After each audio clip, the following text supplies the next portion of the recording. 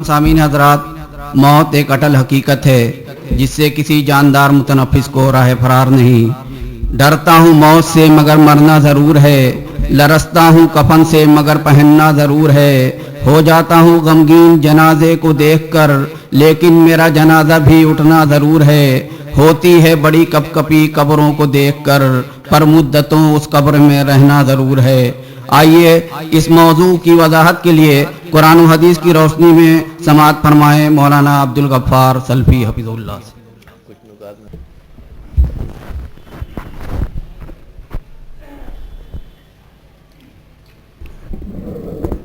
السلام علیکم ورحمۃ اللہ وبرکاتہ۔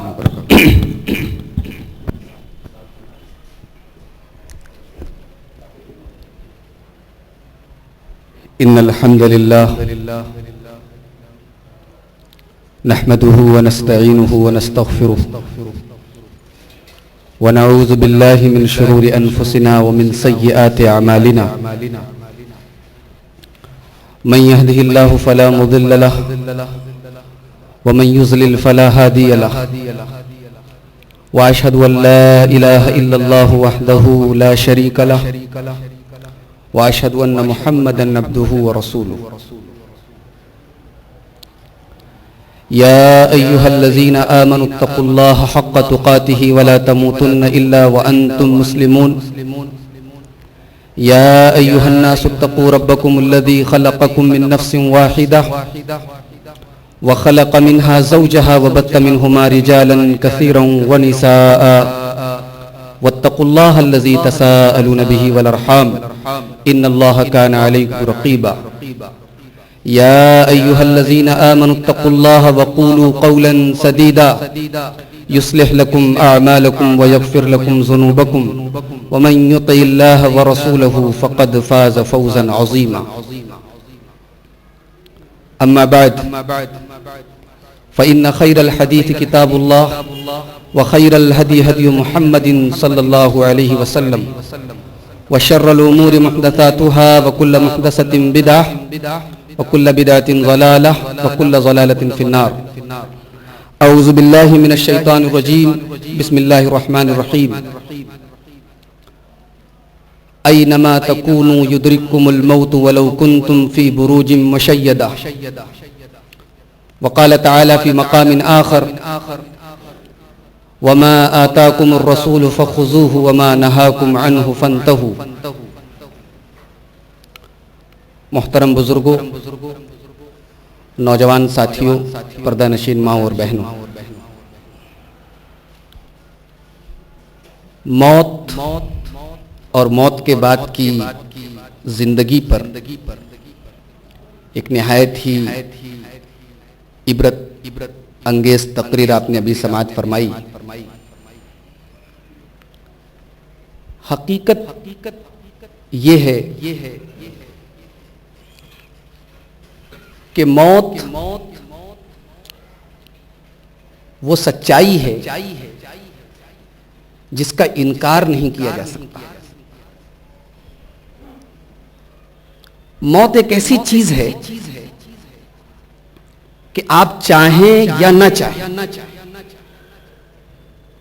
موت کا مزہ آپ کو چکھنا ہے۔ کہیں چلے جائیں دنیا میں، اللہ تبارک و تعالیٰ نے سورہ نساء کے اندر فرمایا: اینما تکونوا یدرککم الموت ولو کنتم فی بروج مشیدہ۔ تم دنیا میں کہیں بھی چلے جاؤ، مضبوط قلعہ بنا لو، موت تو تمہیں آ کر رہے۔ موت آنی ہے، یہ فائنل ہے۔ کب آنی ہے اور کہاں آنی ہے یہ پتہ نہیں ہے۔ اللہ تبارک و تعالیٰ نے سورہ لقمان کی آخری آیت میں فرمایا: وَمَا تَدْرِي نَفْسٌ مَاذَا تَكْسِبُ غَدًا وَمَا تَدْرِي نَفْسٌ بِأَيِّ أَرْضٍ تَمُوتُ۔ کوئی نہیں جانتا کہ وہ کہاں مرے گا۔ موت آنی ہے، کہاں آنی ہے اور کب آنی ہے یہ پتہ نہیں، اور جب آنی ہے تو ایک منٹ آپ کو نہ کم نہ زیادہ مہلت نہیں ملے گی۔ اللہ تبارک و تعالیٰ نے فرمایا سورہ منافقون کی آخری آیت میں: حَتَّى إِذَا جَاءَ أَجَلُهُمْ لا یستاخرون ساعۃ ولا یستقدمون. تمہاری موت کا ٹائم آئے گا تو ایک پل جو ہے تم آگے اور پیچھے نہیں ہو سکتے. موسیٰ علیہ الصلوۃ والسلام بڑے جلالی پیغمبر ہیں.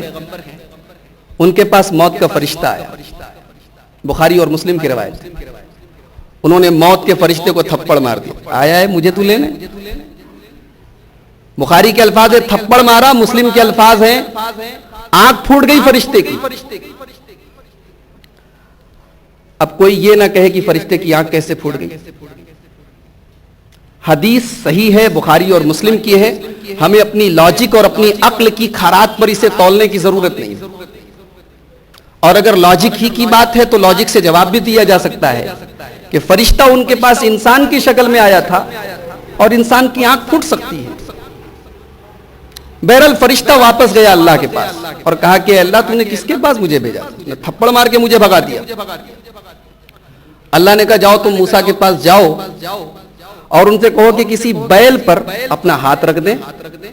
ان کے ہاتھ کے نیچے جتنے بال آئیں گے ہر بال کے بدلے ہم 1 سال ان کو ایکسٹرا دیں گے. جتنی ان کی عمر ہے اس سے 1 سال ہم, جتنے بال ان کے ہاتھ کے نیچے آئیں گے ہم اتنے سال ان کو زیادہ دیں گے.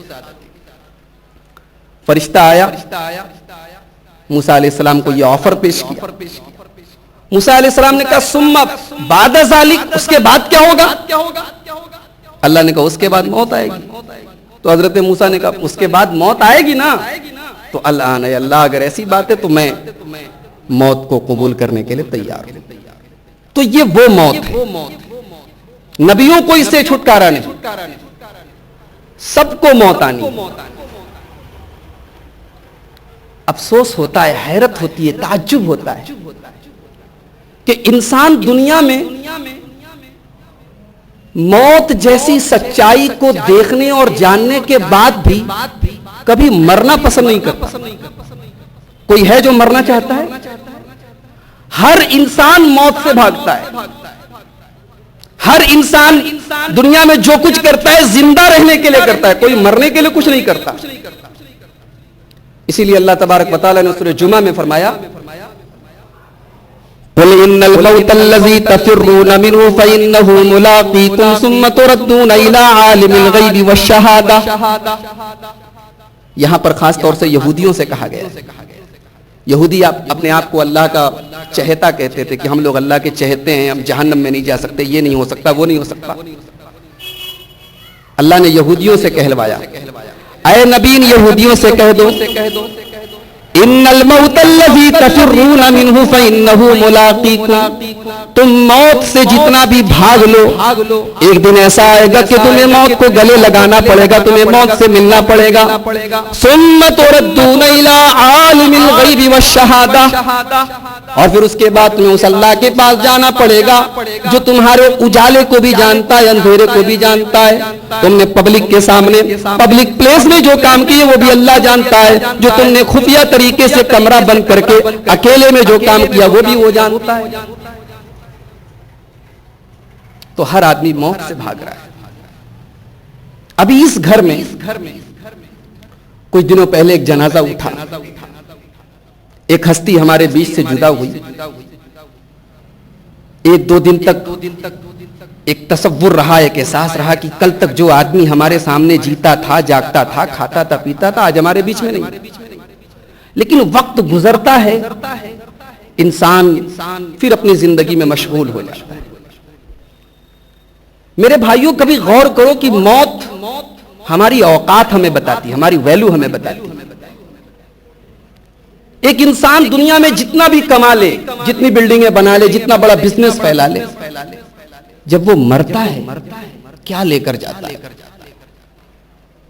دنیا میں قیمتی سے قیمتی کپڑا پہننے والا اپنے کپڑے پر ایک سلوٹ برداشت نہ کرنے والا انسان, اس کو بھی ایک معمولی سے کفن میں کفنایا جاتا ہے. دنیا میں گھنٹوں باتھ روم میں اپنے فیوریٹ اور برانڈڈ صابن سے نہانے والا اور بالوں کے لیے شیمپو, چہرے کے لیے فیس واش, باڈی کے لیے باڈی لوشن یوز کرنے والا انسان اس قدر بیچارہ ہو جاتا ہے کہ لوگ اسے نہلاتے. اس قدر وہ بے ویلو ہو جاتا ہے کہ وہ اپنی تکلیف کا اظہار بھی نہیں کر سکتا، اپنی مدد کے لیے کسی سے کہہ بھی نہیں سکتا۔ کل تک جس کی بلڈنگ پورے محلے میں سب سے اونچی تھی، آج اس کو 2 گز زمین کے اندر دفنا دیا جاتا ہے۔ گھر والے بھی مٹی دے کے ہاتھ جھاڑ کے چلے جاتے ہیں، اب آگے آپ کا نام اعمال جانے۔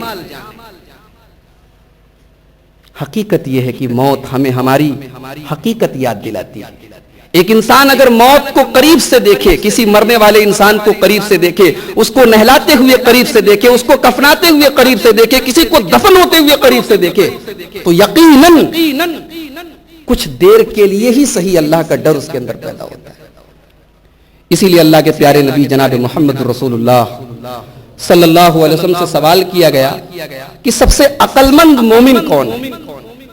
آپ نے فرمایا اکثرہم ذکرا للموت، سب سے عقل مند، سب سے ہوشیار، سب سے انٹیلیجنٹ، سب سے جینیس انسان وہ نہیں ہے جو دنیا میں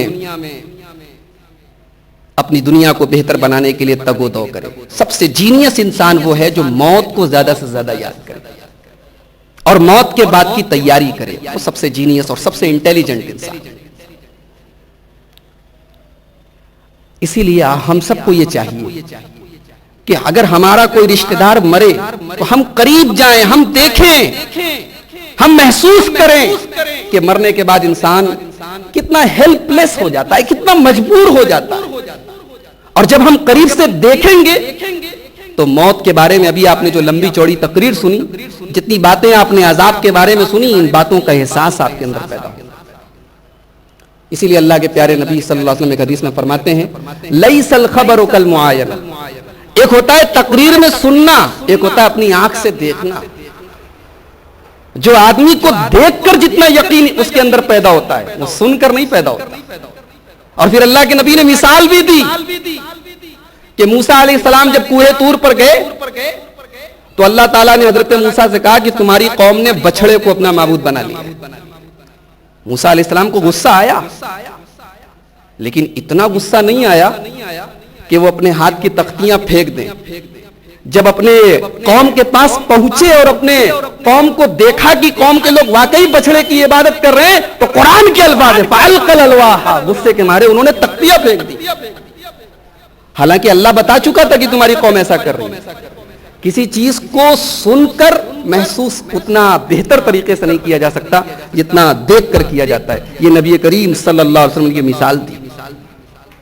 تو ہم سب کو چاہیے کہ ہمارا کوئی رشتہ دار جب مرے تو ہم قریب جائیں، غسل دیتے وقت میت کے ہم قریب رہیں، کفن کے وقت قریب رہیں، دفن کے وقت قریب رہیں۔ ہمارے اندر احساس پیدا ہوگا کہ ہم یہاں جانے کے لیے تیاری کریں۔ ہمارے معاشرے میں میت کے تعلق سے بہت ساری بدعات و خرافات رائج ہیں۔ علامہ البانی رحمۃ اللہ علیہ نے 241 بدعات ذکر کی اپنی کتاب احکام الجنائز و بدعها میں۔ ہم سب الحمدللہ یہاں پر جتنے لوگ بیٹھے ہیں اپنے آپ کو اہل حدیث کہتے ہیں، ہمارے گھروں میں جنازے کے تعلق سے، میت کے تعلق سے کوئی کتاب ہے؟ عموماً نہیں ہے لوگوں کے پاس۔ لوگ مطالعہ نہیں کرتے، لوگ پڑھنا نہیں چاہتے۔ علامہ البانی کی کتاب پڑھنے لائق ہے، آپ سب اپنے گھر میں رکھیے، اردو میں وہ کتاب آ چکی ہے۔ اگر مختصر میں چاہتے ہیں، آپ کے علاقے کی ایک ذیل شخصیت ہے شیخ حسن جمیل صاحب مدنی، ان کی کتاب ہے جنازے کے احکام و مسائل، وہ آپ رکھیے اپنے گھر۔ مولانا خالد شفاء اللہ رحمانی کی کتاب ہے قبر سے حشر تک، وہ کتاب اپنے پاس رکھیے۔ ہماری شریعت نے انسان کی بیماری سے لے کر اس کے مرنے تک اور مرنے کے بعد دفن ہونے تک اور دفن ہونے کے بعد گھر والوں کو کیسا ٹریٹ کرنا چاہیے، کیسے بیہیو کرنا چاہیے، کتنا غم منانا چاہیے، کن چیزوں کو نہیں منانا چاہیے، ہر باب میں ہماری رہنمائی کی۔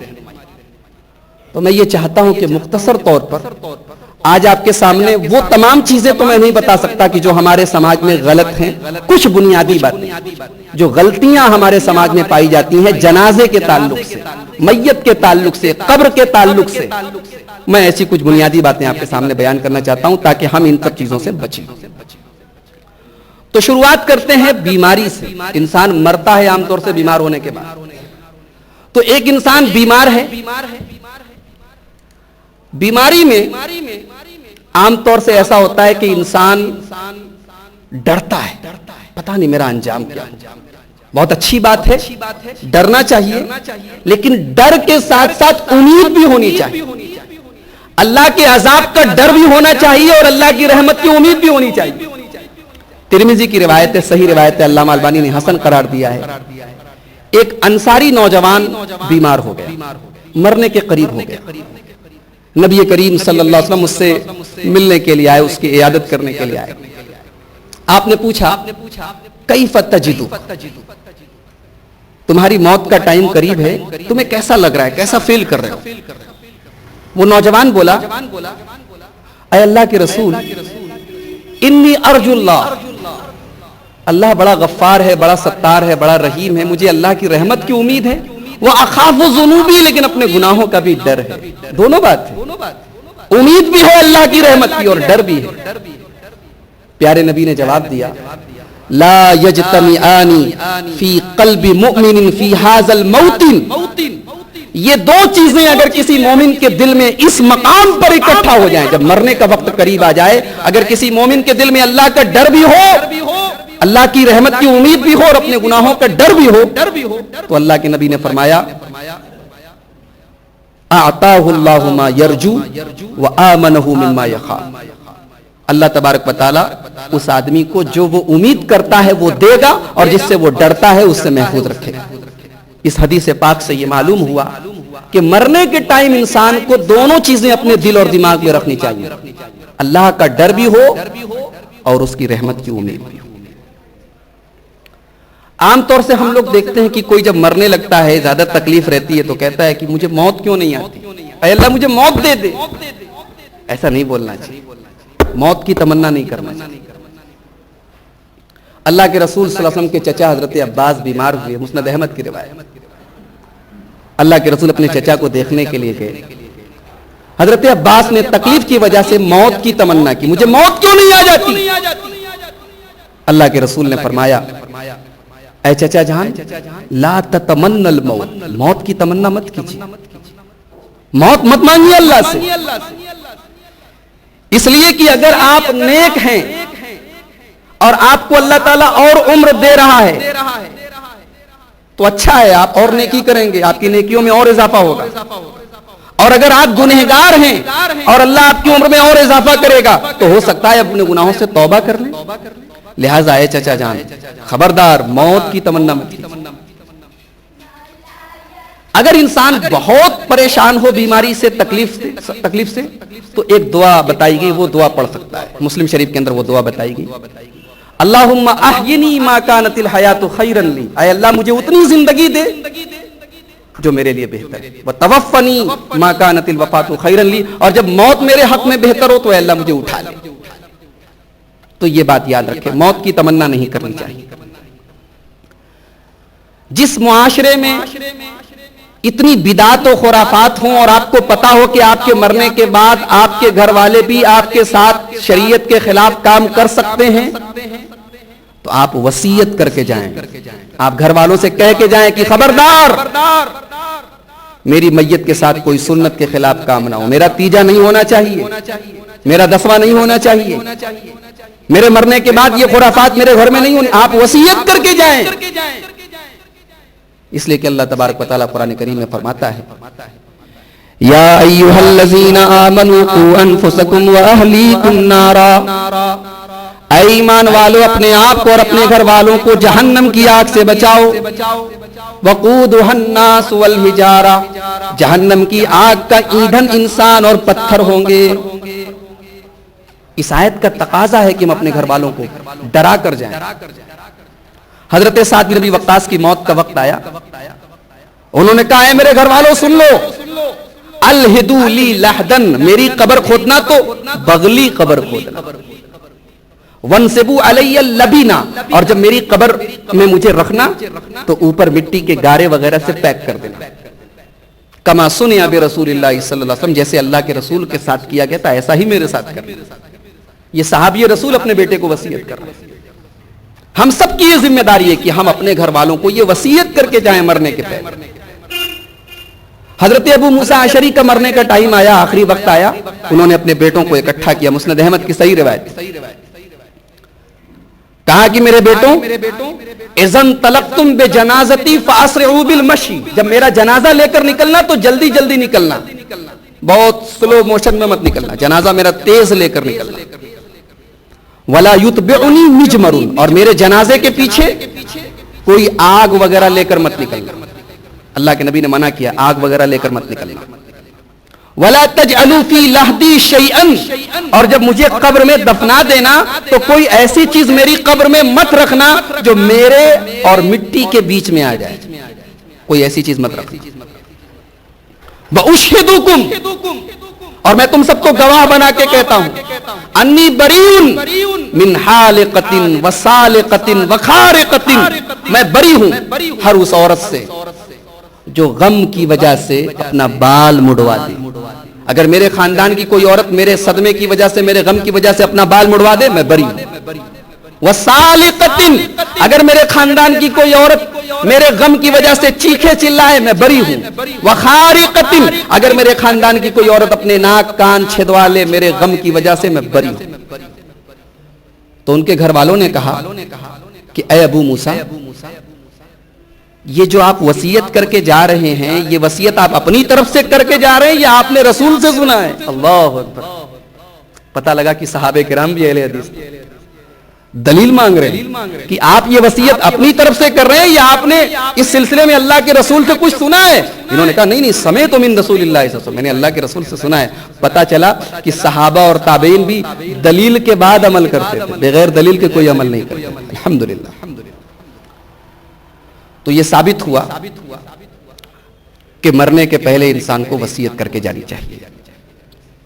ایک انسان کا آخری ٹائم ہے, اس کو کلمہ توحید کی تلقین کرنی چاہیے. اللہ کے نبی فرماتے ہیں, بخاری اور مسلم کی روایت ہے, لقنوا موتاکم لا الہ الا اللہ, اپنے مردوں کو لا الہ الا اللہ کی تلقین کرو. یہ تلقین کیا ہوتی ہے؟ تلقین کا مطلب کیا ہوتا ہے؟ تلقین کا مطلب دو مطلب ہوتا ہے. ایک مطلب تو یہ ہوتا ہے کہ اس کے سامنے بار بار لا الہ الا اللہ پڑھو تاکہ تمہیں سن کے وہ بھی پڑھے, اور ایک مطلب یہ بھی ہوتا ہے کہ اس سے کہو کہ وہ لا الہ الا اللہ. بہت زیادہ پریشر مت ڈالو کہ مارے غصے کے کچھ اور بول دے. وہ اس کی پوزیشن اور سچویشن دیکھ کر اس سے کہو کہ بھائی لا الہ الا اللہ پڑھو. یہ لا الہ الا اللہ کیوں پڑھوایا جا رہا ہے؟ اس کے پیچھے ایک وجہ ہے. ابو داؤد شریف کی حدیث ہے, اللہ کے رسول فرماتے ہیں, من کان آخر کلامہ لا الہ الا اللہ دخل الجنہ, جس کی زبان سے مرنے کے پہلے آخری بار لا الہ الا اللہ نکل گیا وہ جنت میں جائے گا. تو کوشش کرو کہ مرنے والے جو آدمی موت کے قریب ہے اس کی زبان سے آخری جملہ لا الہ الا اللہ نکلے. اگر لا الہ الا اللہ کہنے کے بعد وہ کچھ اور بول دے تو پھر سے لا الہ الا اللہ بلواؤ, لیکن بلواؤ, مردے کے منہ سے یہ جملہ نکلواؤ. اور یہاں صرف لا الہ الا اللہ ہی کہلوانا ہے, محمد رسول اللہ نہیں نکلوانا ہے. اب کوئی یہ نہ کہے کہ یہاں تو ادھورا کلمہ ہے. شریعت نے ہمیں جتنا بتایا ہمیں اتنا ہی کرنا ہے. یہاں پہ صرف لا الہ الا اللہ ہی پڑھنا ہے, جو حدیث میں بتایا گیا وہی ہمیں کرنا ہے. کوئی بیمار ہوتا ہے یا مرض الموت میں ہوتا ہے, لوگ اس کے پاس جا کے فالتو باتیں کرتے, ادھر ادھر کی باتیں کرتے. کچھ لوگ تو نگیٹو باتیں کرتے, ارے آپ بیمار ہیں, اسی بیماری میں تو میرا چچا چلا گیا. یعنی مریض کے بیماری کو اور بڑھانے والی باتیں کرتے. ایسا کرنا چاہیے کیا؟ آئیے ایک حدیث دیکھتے ہیں. حضرت ام سلمہ کہتی ہیں, مسلم شریف کی حدیث, ام سلمہ کہتی ہیں رضی اللہ تعالیٰ عنہ, اذا حضرتم المریض, جب تم کسی بیمار آدمی کے پاس جاؤ, اوil میتا, یا کوئی مرنے والا ہے اس کے پاس جاؤ, فلا تقولوا الا خیرا, تو وہاں اچھی بات کہو, وہاں کوئی غلط بات مت نکالو. فإن الملائکۃ یؤمنون علی ما تقولون, اس لیے کہ تم جو بولتے ہو فرشتے اس پر آمین بولتے ہیں. اللہ اکبر. آپ ہاسپٹل میں گئے اپنے رشتہ دار سے ملنے کے لیے, وہاں فرشتے بھی موجود ہیں, وہ آمین بول رہے ہیں, لہٰذا سنبھل کے زبان نکالو. حضرت ام سلمہ کہتی ہیں, جب میرے شوہر ابو سلمہ کا انتقال ہو گیا تو میں اللہ کے نبی کے پاس پہنچی اور میں نے کہا کہ اللہ کے رسول, میرے شوہر کا انتقال ہو گیا. آپ نے فرمایا تم ایک دعا میں تم کو بتاتا ہوں، تم یہ دعا پڑھو. یہ دعا کیا ہے؟ اللہم اغفر لی ولہ، اے اللہ مجھے بھی بخش دے، میرے شوہر کو بھی بخش دے. وعاقبنی منہ عقبا حسنۃ، اور مجھے میرے شوہر کا بہترین بدل عطا فرما. حضرت ام سلمہ کہتی ہیں میں سوچ رہی تھی کہ میرے شوہر کا بدل مجھے کیسے ملے گا، اتنا پیار کرنے والا، اتنا چاہنے والا شوہر، اس سے بہتر شوہر مجھے کہاں سے مل سکتا ہے. فَأَعْقَبَنِيَ اللَّهُ خَيْرًا مِّنْهُ مُحَمَّدًا صلی اللہ علیہ وسلم. جب میرا نکاح کائنات کی سب سے عظیم شخصیت جناب محمد رسول اللہ صلی اللہ علیہ وسلم کے ساتھ ہوا، تب مجھے سمجھ میں آیا کہ اللہ کے رسول سب سے بہتر انسان اور میرا نکاح سب سے بہتر انسان کے ساتھ ہوا ہے. تو مرنے والے کے قریب کوئی فالتو بات نہیں کی، اچھی باتیں کیجیے. بہت سے لوگ سورہ یاسین پڑھنے لگتے ہیں، جیسے ہی محسوس ہوا کہ یہ آدمی مرنے والا ہے، چلو بھائی اس کا رخ قبلہ کی طرف کر دو، چارپائی قبلہ کی طرف کر دو. اس کی کوئی دلیل نہیں. مرنے والے کے پاس سورہ یاسین پڑھنے کے سلسلے میں جو روایت ہے وہ روایت سخت ضعیف ہے، اور قبلہ کی طرف رخ کرنے کے بارے میں تو کوئی دلیل نہیں. بلکہ بعض صحابہ کرام سے ثابت ہے کہ انہوں نے اس سے منع کیا کہ ایسی حرکت مت کرو. تو اس کو ہم لوگوں کے یہاں بہت امپورٹنس دیا جاتا ہے کہ بھائی مرنے والا اس کو فوراً جو ہے قبلہ رخ کرو. اب ایک انسان مر گیا،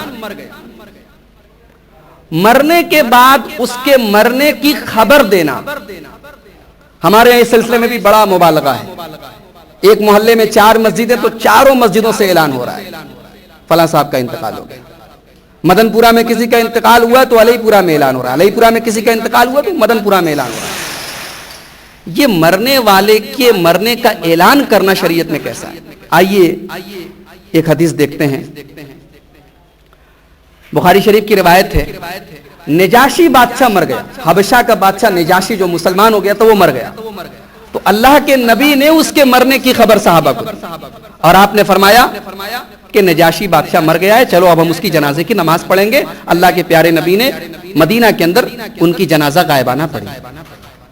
یہ حدیث ایک تو اس بات کی دلیل ہے کہ نماز جنازہ غائبانہ پڑھی جا سکتی ہے، حالانکہ اس میں علماء کا بڑا اختلاف ہے کہ کسی کی غائبانہ جنازے کی نماز پڑھنی چاہیے کہ یا نہیں چاہیے. اس بارے میں صحیح بات یہ ہے کہ اگر مرنے والی کوئی بڑی شخصیت ہو، کوئی نیک متقی اور علمی شخصیت ہو، تو اس کی جنازے کی نماز، ہر ہمہ شمع کی جنازے کی نماز غائبانہ نہیں پڑھنی چاہیے. کہ ہمارے چچا کا بنگلور میں انتقال ہو گیا تو یہاں مسجد پہ جنازہ غائبانہ ہو رہی ہے، یہ طریقہ صحیح نہیں ہے. اگر مرنے والی کوئی بڑی شخصیت ہو یا مرنے والا ایسی جگہ مرا ہو کہ وہاں پر یہ ڈر ہے کہ اس کی جنازے کی نماز نہیں پڑھی گئی ہے، تو اسی صورت میں جنازہ غائبانہ پڑھنی چاہیے. اس کو بہت عام نہیں کرنا چاہیے. اور اس حدیث سے دوسری بات یہ معلوم ہوئی کہ ایک مسلمان کے مرنے کی خبر دینے میں کوئی حرج کی بات نہیں. لیکن ایک ہوتا ہے مرنے والے کے مرنے کی خبر دینا، اور ایک ہوتا ہے جاہلیت کا طریقہ تھا کہ باقاعدہ ایک اعلان کرنے والا بازاروں میں گھوم گھوم کر اعلان کرتا تھا اور لمبا چوڑا ان کی شان میں قصیدہ کیا جاتا تھا، تعریفیں کی جاتی تھی. اس سے منع کیا گیا. حضرت حذیفہ ابن یمان کے مرنے کا ٹائم آیا، ترمذی کتاب الجنائز کی صحیح روایت ہے. انہوں نے کہا اذا مت فلا تؤذنوا بی، جب میں مر جاؤں تو میرا اعلان مت کرنا، اس لیے کہ میں نے اللہ کے رسول صلی اللہ علیہ وسلم کو منع فرماتے ہوئے سنا ہے نعی سے. نعی مطلب کسی کے مرنے والے کے مرنے کی جاہلیت کے طریقے پر خبر دینا. تو اس معاملے میں ہمیں تھوڑا اعتدال برتنا چاہیے. ہم لوگوں کے ہاں کسی کے مرنے پر بہت اس معاملے میں مبالغے سے کام لیا جاتا ہے، حد سے زیادہ. کبھی کبھی تو ادھر سے ایک لاؤڈ اسپیکر سے آواز بند ہوئی، دوسرے سے شروع ہو گئی. بھائی ایک لاؤڈ اسپیکر سے اعلان ہو گئی، سب جگہ معلوم ہو گیا، پھر اب تو باقاعدہ خبریں جاتی ہیں رشتہ داروں کے ہاں، تعلق والوں کے ہاں، متعلقین کے ہاں. تو بہت زیادہ اس معاملے میں مبالغہ نہیں کرنا چاہیے. نو ڈاؤٹ کسی کا مرنا یہ ایک افسوس کی بات ہے، غم کی بات ہے. لیکن ہماری شریعت نے ہر چیز کے کچھ ضابطے اور اصول بنائے، غم کے بھی کچھ اصول بتائے. ایسا نہیں کہ غم منانے کے معاملے میں ہم آزاد ہیں. آج حضرت حسین رضی اللہ تعالیٰ عنہ کے غم کے نام پر پوری دنیا میں مسلمان نہ جانے کتنی خرافات کر رہے ہیں. کیا غم منانے کی کوئی لمٹ ہے؟ کیا غم منانے کا کوئی ایسا طریقہ بھی شریعت میں بتایا ہے جو ناجائز ہے؟ آئیے ہم دیکھتے ہیں. اللہ تبارک و تعالیٰ نے قرآن کریم میں فرمایا سورہ بقرہ میں وَلَنَبْلُوَنَّكُمْ بِشَيْءٍ مِّنَ الْخَوْفِ وَالْجُوعِ وَنَقْصٍ مِّنَ الْأَمْوَالِ وَالْأَنفُسِ وَالثَّمَرَاتِ. میرے بندو ہم تمہیں آزمائیں گے بھوک کے ذریعہ، جان کی کمی کے ذریعہ، مال کی کمی کے ذریعہ، خوف کے ذریعہ۔ وَبَشِّرِ الصَّابِرِينَ، ہم تم سب کو آزمائیں گے لیکن بشارت، خوشخبری صرف صبر کرنے والوں کے لیے۔ اور صبر کرنے والوں کی پہچان کیا ہے؟ الَّذِينَ إِذَا أَصَابَتْهُمْ مُصِيبَةٌ قَالُوا إِنَّا لِلَّهِ وَإِنَّا إِلَيْهِ رَاجِعُونَ۔ صبر کی پہلی پہچان یہ ہے کہ جب کہ کوئی مصیبت ان کے اوپر پہنچتی ہے تو یہ کہتے ہیں کہ انا للہ و انا الیہ راجعون، ہم اللہ ہی کے لیے ہیں اور اللہ ہی کی طرف ہم کو لوٹ کر جانا ہے۔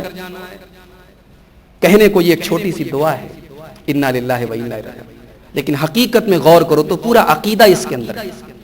انسان اپنی حقیقت کا اعتراف کر رہا ہے کہ آج اگر ہمارے اوپر کوئی مصیبت آئی ہے تو ہم اس پر بہت زیادہ غم اور افسوس کیوں ظاہر کر رہے ہیں؟ انا للہ و انا الیہ راجعون، ہم اللہ ہی کے لیے ہیں، اللہ ہی کی طرف لوٹ کر جانے والے۔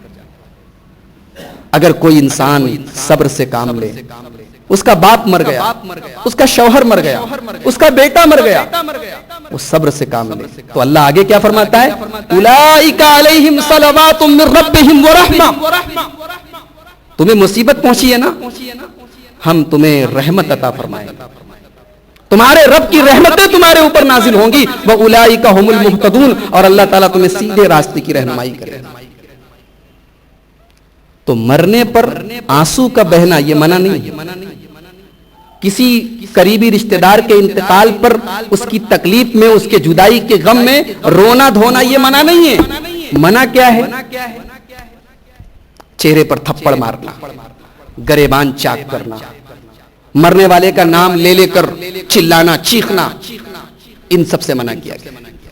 اللہ کے پیارے نبی فرماتے ہیں، بخاری اور مسلم کی روایت، لیس منا من لطم الخدود وشق الجیوب ودعا بدعوى الجاہلیہ، وہ ہم میں سے نہیں جو اپنے چہرے پر غم کی وجہ سے تھپڑ مارے، اپنے گریبان کو چاک کرے اور جاہلیت کی طرح چیخ اور پکار مچائے۔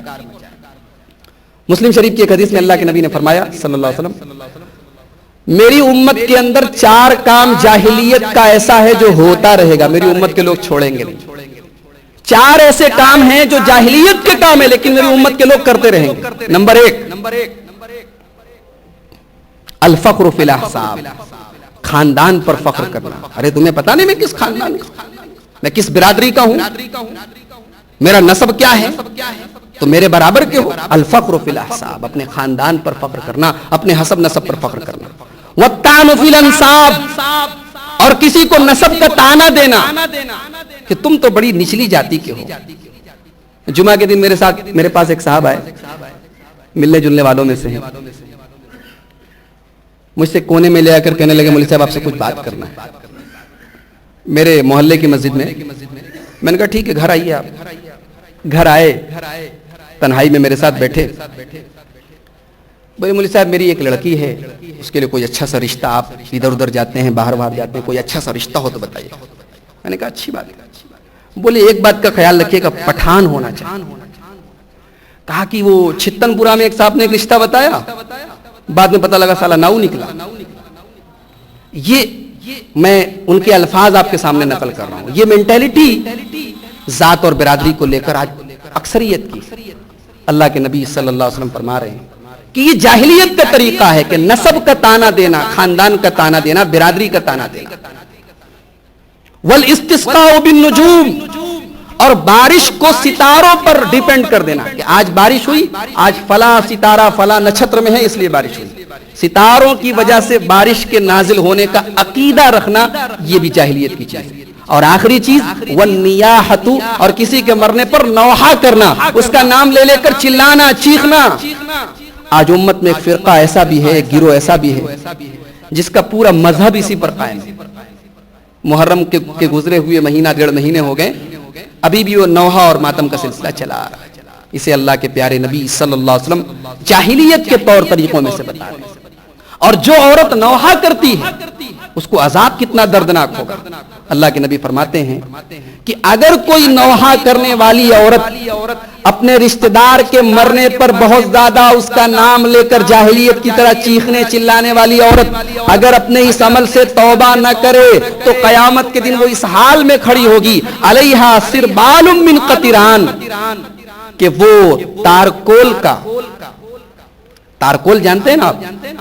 تارکول کا کرتا پہن کر آئے گی، تارکول کا کپڑا پہن کر آئے گی، وَدِرْعٌ مِّن جَرَبٍ، اور کھجلی کا کپڑا پہن کر، اس کے پورے بدن میں کھجلی رہے گی اور اسی حال میں اس کو جہنم میں ڈالا جائے گا۔ اللہ تعالی ہم سب کو اپنی پناہ میں رکھے۔ صبر کی مثال دیکھیے، اللہ کے نبی صلی اللہ علیہ وسلم کے صاحبزادے حضرت ابراہیم کا انتقال ہوا۔ اللہ کے نبی گئے اپنے بیٹے کو دیکھنے کے لیے، بخاری اور مسلم کی روایت، اپنے بیٹے کو اپنے گود میں لیا ہے۔ آپ کا بیٹا، نبی کا بیٹا آخری سانسیں لے رہا ہے، بخاری کے الفاظ ہیں۔ اللہ کے نبی کی آنکھوں سے ساروں قطار آنسو جاری۔ حضرت عبد الرحمن ابن عوف وہیں پر موجود ہیں، کہتے ہیں ما ھذا یا رسول اللہ، اے اللہ کے رسول یہ کیا ہے؟ آپ رو رہے ہیں، آپ کی آنکھوں سے آنسو بہ رہے ہیں۔ اللہ کے نبی نے روتے ہوئے فرمایا انہا رحمتن، اے عبد الرحمن یہ تو رحمت کی نشانی ہے، یہ تو دل کے نرمی کی نشانی ہے۔ اس کے بعد آپ نے فرمایا ان العین تدمع وان القلب یحزن، ہماری آنکھوں سے آنسو جاری ہیں، ہمارا دل غمگین ہے، ولا نقول الا ما یرضی ربنا، لیکن ہم زبان سے کوئی ایسی بات نہیں کہیں گے جس سے اللہ ناراض ہے۔ وَإِنَّا بِفِرَاقِكَ يَا إِبْرَاهِيمَ يَا إِبْرَاهِيمُ لَمَحْزُونُونَ، اے ابراہیم تمہارے جانے سے ہم غمگین ہیں۔ یہ اللہ کے نبی کا اسوہ حسنہ ہے ہم سب کے لیے۔ اللہ کے پیارے نبی صلی اللہ علیہ وسلم ایک مرتبہ قبرستان سے جا رہے تھے، ایک عورت قبر کے پاس کھڑی ہو کر زور زور سے رو رہی تھی، چلا رہی تھی۔ اللہ کے نبی نے اس کو منع کیا کہ صبر سے کام لو۔ وہ کہتی ہے الیک عنی، آپ دور ہٹیے، انک لن تصب بمصیبتی، آپ کو کیا پتا کتنی بڑی مصیبت میرے اوپر آئی ہے، میں بیوہ ہو گئی، میرے بچے یتیم ہو گئے، انک لن تصب بمصیبتی، آپ کو نہیں پتا کہ کیسی مصیبت میرے اوپر آئی ہے۔ اللہ کے نبی نے کوئی جواب نہیں دیا، اللہ کے رسول چلے گئے۔ صحابہ نے اس سے کہا کہ ارے تجھے پتا تھا تو کس سے بات کر رہی تھی؟ وہ اللہ کے نبی تھے، تو اللہ کے نبی سے ایسے بات کر رہی تھی؟ وہ اللہ کے نبی سے ملنے کے لیے آئی۔ اللہ کے پیارے نبی صلی اللہ علیہ وسلم ایک نارمل اور سادہ زندگی گزارتے تھے۔ آپ کے دروازے پر کوئی دربان بھی نہیں تھا، کوئی باڈی گارڈ لے کر بھی آپ نہیں چلتے تھے، ایک عام انسان کی طرح آپ رہتے تھے، چلتے تھے۔ عورت گئی، دیکھ اس نے سوچا کہ اللہ کے نبی ہیں تو آپ کے دروازے پر باقاعدہ پہرا دینے والے دربان ہوں گے، ان سے اجازت لینی پڑے گی تب اپوائنٹمنٹ ملے گا۔ وہاں دیکھا تو کچھ نہیں تھا، تو کہنے لگی اللہ کے نبی مجھے معاف کر دیجئے، میں نے آپ کو پہچانا نہیں تھا۔ آپ نے فرمایا انما الصبر عند الصدمۃ الاولى، بخاری اور مسلم کی روایت، ترمذی کی روایت، صحیح روایت، انما الصبر عند الصدمۃ الاولى۔ اے عورت، صبر کی ضرورت جب مصیبت آتی ہے تبھی ہوتی ہے، جب مصیبت فوراً نازل ہوتی ہے اصل صبر کا امتحان تو تبھی ہوتا ہے۔ مہینہ گزر گیا، سال گزر گیا، ہفتے گزر گئے تو اپنے آپ وقت جو ہے بہت بڑا مرہم ہوتا ہے، وقت مرہم کا کام کرتا ہے۔ جب مصیبت نازل ہوتی انما الصبر عند الصدمۃ الاولى، جب کوئی صدمہ آتا ہے، کوئی مصیبت آتی ہے، صبر کی ضرورت تو تبھی ہوتی ہے۔ اور صبر کے معاملے میں عام طور سے عورتیں بہت کمزور ہوتی ہیں۔ آپ دیکھیے مرد حضرات اتنا نہیں روئیں گے، چلائیں گے، عورتیں مار چیخو پکار مچائے رہیں گی، نام لے لے کر کہیں گی میرا بیٹا ایسا تھا، میرا شوہر ایسا تھا۔ یہ سب چیزیں منع ہیں، یہ سب چیزیں حرام ہیں۔ ایک ایمان والی عورت کو کیسا ہونا چاہیے؟ آئیے ایک مثال دیتا ہوں آپ کو۔ حضرت ام سلیم رضی اللہ تعالیٰ نا بڑے پائے کی صحابیہ ہیں، ان کا ایک چھوٹا سا بچہ تھا، اب بڑا لاڈلا بچہ تھا، بیمار پڑا، مر گیا۔ بچے کے باپ حضرت ابو طلحہ سفر پہ گئے ہوئے، انہوں نے گھر والوں سے کہا کہ بچے کی لاش کو کہیں کونے میں رکھ دو، اور خبردار جب تک میں ابو طلحہ کو اس کے مرنے کی خبر نہ دوں کوئی خبر نہ دے۔ ابو طلحہ آئے، آتے ہی پہلا سوال کیا کیف الصبی، بچہ کیسا ہے؟ کتنی ہوشیار تھی، کتنی انٹیلیجنٹ تھی، کہنے لگی ہوا اسکن مما کان، پہلے سے زیادہ سکون سے ہے، پہلے سے زیادہ ریلیکس ہے، پہلے سے زیادہ آرام سے۔ انہوں نے کہا اچھا کھانا لاؤ، کھانا لائی، کھانا کھلایا۔ مسلم کے الفاظ ہیں ثم تزینت لہ، گھر میں معصوم بچے کا جنازہ رکھا ہے، اس کی لاش رکھی ہے، اور اس بچے کی ماں میک اپ کر رہی ہے, اپنے آپ کو سجا رہی ہے, سنوار رہی ہے اپنے شوہر کے لیے. دونوں میاں بیوی کی ملاقات ہوئی. فجر کے پہلے جب حضرت ابو طلحہ غسل کرنے کے لیے جاتے ہیں تو یہ کہتی ہیں ایک بات بتائیے, اگر کچھ لوگ اپنا سامان کسی کو عاریت کے طور پر, ادھار کے طور پر دیں اور پھر اپنا سامان واپس مانگیں تو کیا برا ماننا چاہیے؟ انہوں نے کہا بالکل نہیں. اگر کسی کو ہم نے اپنا سامان ادھار کے طور پر دیا ہے اور پھر واپس مانگ رہے تو ان کو کیوں برا ماننا چاہیے؟ سامان ان کا تھوڑی تھا. انہوں نے کہا فاحتسب ابنک, آپ کا بچہ بھی اللہ کی امانت تھا, اللہ نے اٹھا لیا, آپ صبر سے کام لیں. یہ غصہ ہو گئے, کہنے لگے تم نے مجھے اب جا کر بتایا, اس حال میں تم مجھے بتا رہی ہو, تم نے رات ہی میں کیوں نہ بتایا؟ یہ بیچارے نہا دھو کر فجر کی نماز کے لیے جب پہنچے, اللہ کے پیارے نبی جناب محمد رسول اللہ صلی اللہ علیہ وسلم سے ملاقات ہوئی. پورا واقعہ اللہ کے نبی کو بتایا کہ میری بیوی نے ایسا ایسا کیا. اللہ کے نبی نے کوئی ناراضگی کا اظہار نہیں کیا, بلکہ ام سلیم کی ذہانت کی, ان کے صبر کی تعریف کی. آپ نے فرمایا بارک اللہ فی غابر لیلتکما, اللہ تعالیٰ تم دونوں کی رات کی ملاقات میں برکت دے. حدیث کے راوی کہتے ہیں کہ پھر حضرت ام سلیم رضی اللہ تعالیٰ عنہ پریگننٹ ہوئیں, ان کو بچہ ہوا, اس بچے کا نام عبداللہ رکھا گیا. وہ عبداللہ جب بڑے ہوئے تو ان کے 9 بچے ہوئے, اور 9 کے 9 بچے قرآن کے حافظ, قاری اور عالم. دیکھ رہے ہیں ایک عورت کے صبر کا پھل اس کی آنے والی اولاد کو مل رہا ہے. تو صبر اور برداشت یہ ہماری شریعت نے ہمیں سکھایا ہے مصیبت کے موقع. اسی لیے تھپڑ مارنا, گریبان چاک کرنا, نوحہ کرنا, ان سب چیزوں سے منع کیا گیا ہے.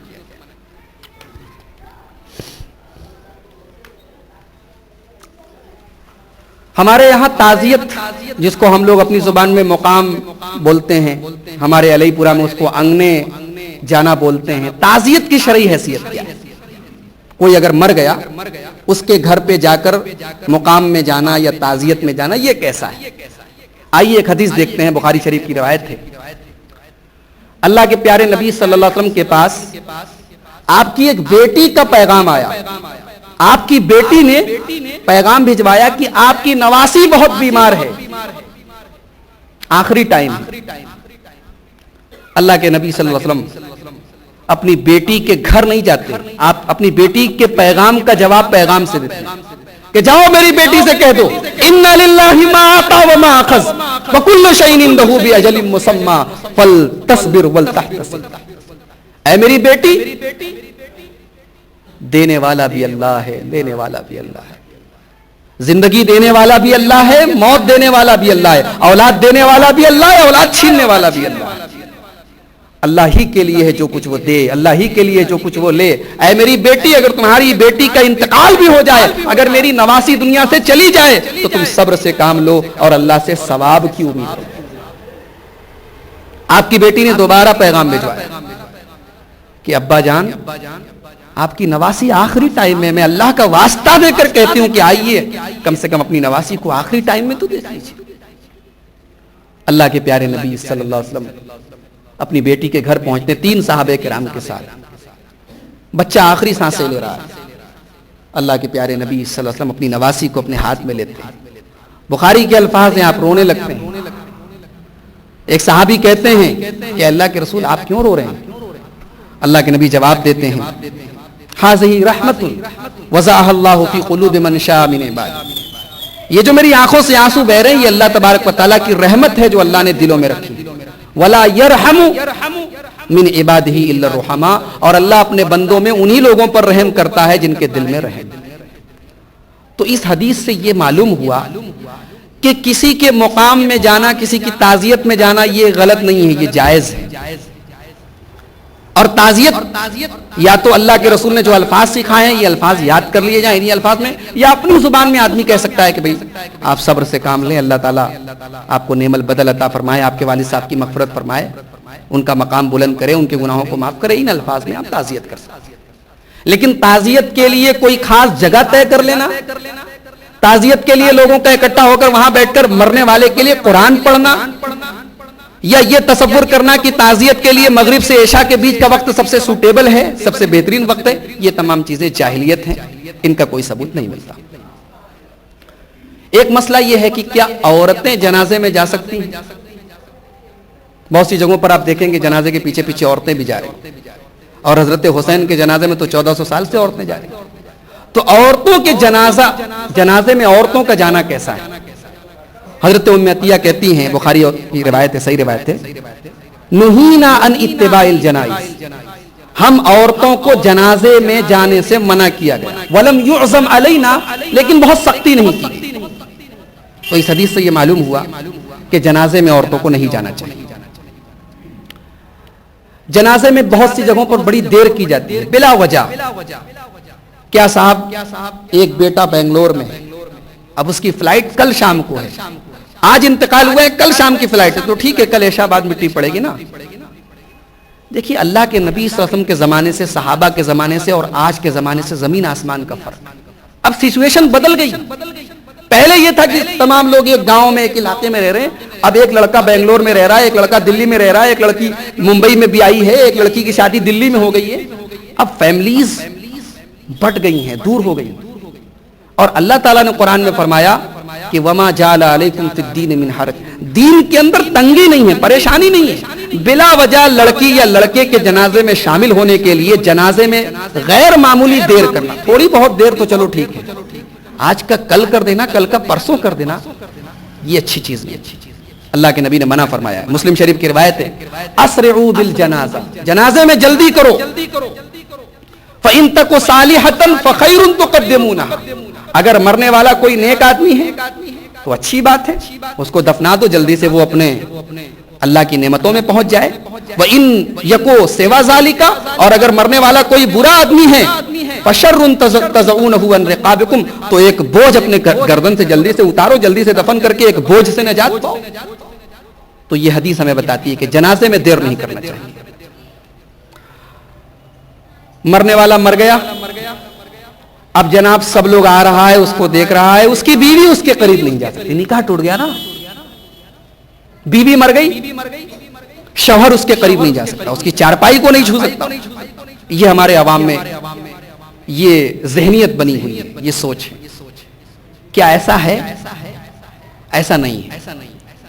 شوہر بیوی کو مرنے کے بعد، بیوی شوہر کو مرنے کے بعد چھو بھی سکتی ہے، اس کے پاس بیٹھ بھی سکتی ہے، اس کو غسل بھی دے سکتی ہے، شوہر بیوی کو، بیوی شوہر کو غسل بھی دے سکتا ہے۔ آئیے دلیل دیکھتے ہیں۔ ابن ماجہ کی روایت حضرت عائشہ کہتی ہیں، لو کنت استقبلت من امری مستدبرت، جو بات مجھے بعد میں پتہ چلی، اگر پہلے پتہ چلی ہوتی، ما غسل النبی صلی اللہ علیہ وسلم غیر نسائہ، تو اللہ کے نبی کو ان کی بیویوں نے ہی غسل دیا ہوتا۔ کتنی پیاری دلیل ہے کہ اگر بیوی کا شوہر کو غسل دینا حرام ہوتا تو اما عائشہ یہ بات نہ کہتی، کہ اگر جو بات مجھے بعد میں پتہ چلی، پہلے پتہ چلی ہوتی تو اللہ کے نبی کو آپ کی بیویوں نے غسل دیا ہوتا۔ اور ابن ماجہ کی ایک دوسری روایت ہے کہ حضرت عائشہ کہتی ہیں کہ ایک دن اللہ کے رسول صلی اللہ علیہ وسلم بقیع کے قبرستان سے آئے تو میرے سر میں بہت تیز درد ہو رہا تھا، تو میں نے کہا وَرَأْسَهُ، ہائے میرا سر پھٹا جا رہا ہے۔ تو اللہ کے رسول نے فرمایا بل انا وَرَأْسَهُ، اے عائشہ میرے سر میں درد ہو رہا ہے، تم کیوں رو رہی ہو؟ اس کے بعد حضرت عائشہ سے اللہ کے رسول نے تھوڑا شوہر اور بیوی کے بیچ میں جو مذاق ہوتا ہے، آپ نے مذاق کے طور پر حضرت عائشہ سے کہا ما ذرکی لو مت قبلی فقمت علیکی فغسلتکی وکفنتکی، اے عائشہ سوچو اگر تم مجھ سے پہلے مر گئی تو میں تم کو نہلاؤں، تم کو کفناؤں، وصلیت علیکی، تمہیں تمہاری جنازے کی نماز پڑھوں، ودفنتکی، اور تمہیں دفناؤں، تو تمہیں کیسا لگے گا؟ دوسری روایتوں سے پتہ چلتا ہے کہ حضرت عائشہ نے جواب میں کہا کہ آپ تو چاہتے ہی ہیں کہ میں مر جاؤں اور آپ میری سوتن لائیں۔ تو یہ شوہر اور بیوی کے بیچ میں محبت کی ایک گفتگو تھی، لیکن اس حدیث سے بہرحال اتنی دلیل ہمیں مل جاتی ہے کہ اللہ کے نبی نے اس خواہش کا اظہار کیا کہ اے عائشہ میں تمہیں نہلاتا، میں تجھے کفناتا، میں تجھے دفناتا۔ یہ حدیث اس بات کی دلیل ہے کہ شوہر اپنی بیوی کو غسل دے سکتا ہے۔ حضرت ابوبکر کا انتقال ہوا، آپ کی بیوی حضرت اسماء بنت امیس نے ان کو غسل دیا۔ حضرت فاطمہ کا انتقال ہوا، ان کے شوہر حضرت علی رضی اللہ تعالیٰ عنہ نے غسل دیا. لہذا یہ جو عوام میں بات پھیلی ہوئی ہے، یہ مس کنسپشن ہے، یہ غلط فہمی ہے، اس کو دور کرنا چاہیے. میرے ایک رشتہ دار کا انتقال ہوا، اتفاق سے میں پہنچا تو جنازہ بالکل تیار تھا. مجھ سے کہنے لگے مولانا آپ تھوڑا سا ان کے ماتھے پر کلمہ لکھ دیجیے.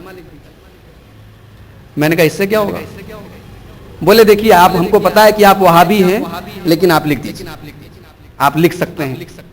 میں نے کہا میں نہیں لکھ سکتا، جو چیز ثابت نہیں ہے قرآن و حدیث سے، کیا مقصد ہے اس کا؟ یہ ایک چیز ہے عوام میں رائے، مرنے والے کے ماتھے پر لا الہ الا اللہ محمد رسول اللہ لکھا جا رہا ہے، اور یہ عقیدہ رکھا جا رہا ہے کہ اس سے اس کے عذاب میں کمی ہوگی یا وہ نجات پا جائے.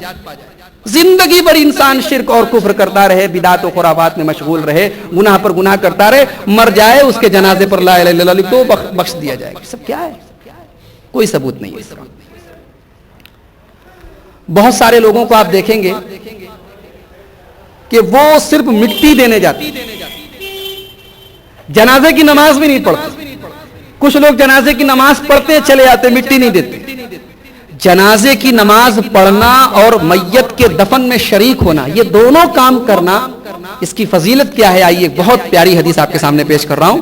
مسلم شریف کتاب الجنائز کی روایت، حضرت ابو ہریرہ کہتے ہیں من شہد الجنازۃ حتی یصلی علیہا، جو کسی جنازے میں شریک ہو یہاں تک کہ جنازے کی نماز ہو جائے، فلہ قیرات، تو اس کو 1 قیرات ثواب ملے گا. ومن شہیدہا حتی تدفن، اور جو کسی جنازے میں شریک ہو یہاں تک کہ میت کو دفنا دیا جائے، دفن تک شریک ہو، فلہ قیراتان، تو اس کو 2 قیرات ملے گا. صحابہ نے پوچھا اللہ کے رسول یہ قیرات کیا ہوتا ہے؟ آپ کہہ رہے ہیں 1 قیرات ملے گا، 2 قیرات ملے گا، واٹ از قیرات؟ قیرات کیا ہے؟ آپ نے فرمایا مثل الجبلین العظیمین. قیرات کو پوری طریقے سے ایکسپلین تو نہیں کیا اللہ کے نبی نے، ایک مثال دی کہ سمجھو 2 بڑے بڑے پہاڑ ہیں، ثواب 2 بڑے پہاڑوں کے برابر تمہیں ثواب ملے گا اگر کسی کے جنازے کی نماز میں شریک ہو گئے اور دفن تک شریک ہو. حضرت عبداللہ ابن عمر بڑے پائے کے صحابی ہیں، ان کو یہ حدیث پتہ نہیں تھی. وہ عام طور سے جنازے کی نماز پڑھ کے گھر چلے جاتے تھے، دفن میں شریک نہیں ہوتے تھے. ان کو جب یہ حدیث ملی، یہ حدیث پتہ لگی کہ ابو ہریرہ ایسی ایسی حدیث بیان کر رہے ہیں، تو انہوں نے حضرت عائشہ کے پاس اپنے ایک آدمی کو بھیجا کہ کیا اللہ کے رسول نے واقعی ایسا کہا ہے؟ میری مائیں اور بہنیں ذرا غور کریں کہ اماں عائشہ کا کیا مقام ہے کہ صحابہ کرام حدیثوں کو ویریفائی کرنے کے لیے حضرت عائشہ سے کنسلٹ کرتے تھے، ان سے رجوع کرتے تھے. یہ ایک عورت کا مقام ہے. آج ہمارے یہاں کی عورتیں دین کے معاملے میں زیرو ہوتی ہیں. انہیں اپنے میک اپ، اپنی کریمز، اپنے لوشنز، اپنے دنیاوی زیب و زینت کے علاوہ کچھ نہیں.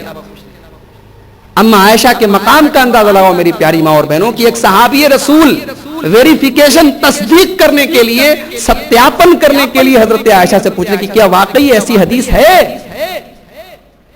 حضرت عائشہ نے کہا اٹس اوکے. انہوں نے ویریفائی کر دیا کہ ہاں اللہ کے نبی نے ایسا کہا ہے. اب جب حضرت عبداللہ ابن عمر کو پتا چلا کہ یہ حدیث صحیح ہے اور واقعی اللہ کے نبی نے ایسا کہا ہے، تو مسلم شریف کے الفاظ ہیں، انہوں نے کہا لقد ضیعنا قراریط کثیرا، ہائے افسوس کتنے قیرات ہم نے گنوا دی، کتنا ثواب ہم سے چھوٹ گیا. کاش یہ حدیث پہلے پتہ لگی ہوتی تو ہم بھی جنازے کی نماز کے ساتھ ساتھ دفن میں بھی شریک ہو جاتے، مٹی بھی دے کے چلے آتے تو ثواب ہمیں بھی مل جاتا. یہ صحابہ کرام کی مینٹیلٹی تھی، ان کی سوچ تھی. انہیں ثواب کے جانے پر، ثواب کے چھوٹنے پر افسوس ہوتا تھا. آج نہ ہمیں ثواب حاصل کرنے کی تڑپ ہے، نہ عذاب سے بچنے کا جذبہ ہے. اللہ تعالی ہمارے اندر بھی صحابہ کے جیسا شوق اور تڑپ ہمارے اندر بھی پیدا فرماتے. کہیں کہیں آپ نے دیکھا ہوگا جنازہ جا رہا ہے، کلمہ پڑھ رہے ہیں لوگ، لا الہ الا اللہ محمد رسول اللہ، ہے نا؟ یہ کیسا ہے؟ جنازے کو لے جاتے وقت کچھ پڑھنا، یہ کیسا ہے؟ امام نووی کہتے ہیں، بہت بڑے امام ہیں، جلیل القدر امام ہیں، کہتے ہیں وَعْلَمْ أَنَّ الصَّوَابَ وَالْمُخْتَارَ وَمَا كَانَ عَلَيْهِ السَّلَفُ رضی اللہ عنہ.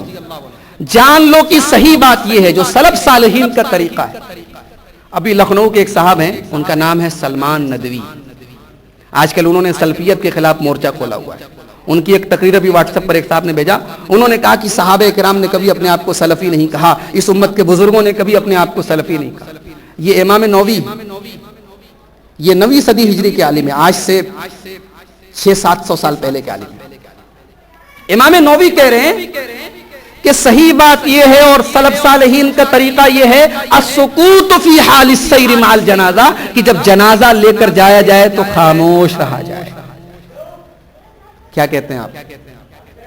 اگر کوئی کہتا ہے کہ سلفی کا نام یا سلف کی طرف اپنے آپ کو منسوب کرنا یہ ایک نئی چیز ہے, وہ اپنی عقل پر ماتم کرے, اپنے دماغ کا علاج کروائے. یہ امام نووی کہہ رہے ہیں. کیا یہ بھی انگریزوں کی پیداوار؟ سلمان ندوی نے کہا ہے اپنی تقریر میں. اللہ ایسے لوگوں کو ہدایت دے, ہم ہدایت کی دعا کے علاوہ اور کیا کر سکتے ہیں. تو جنازے میں خاموشی کے ساتھ چلا جائے.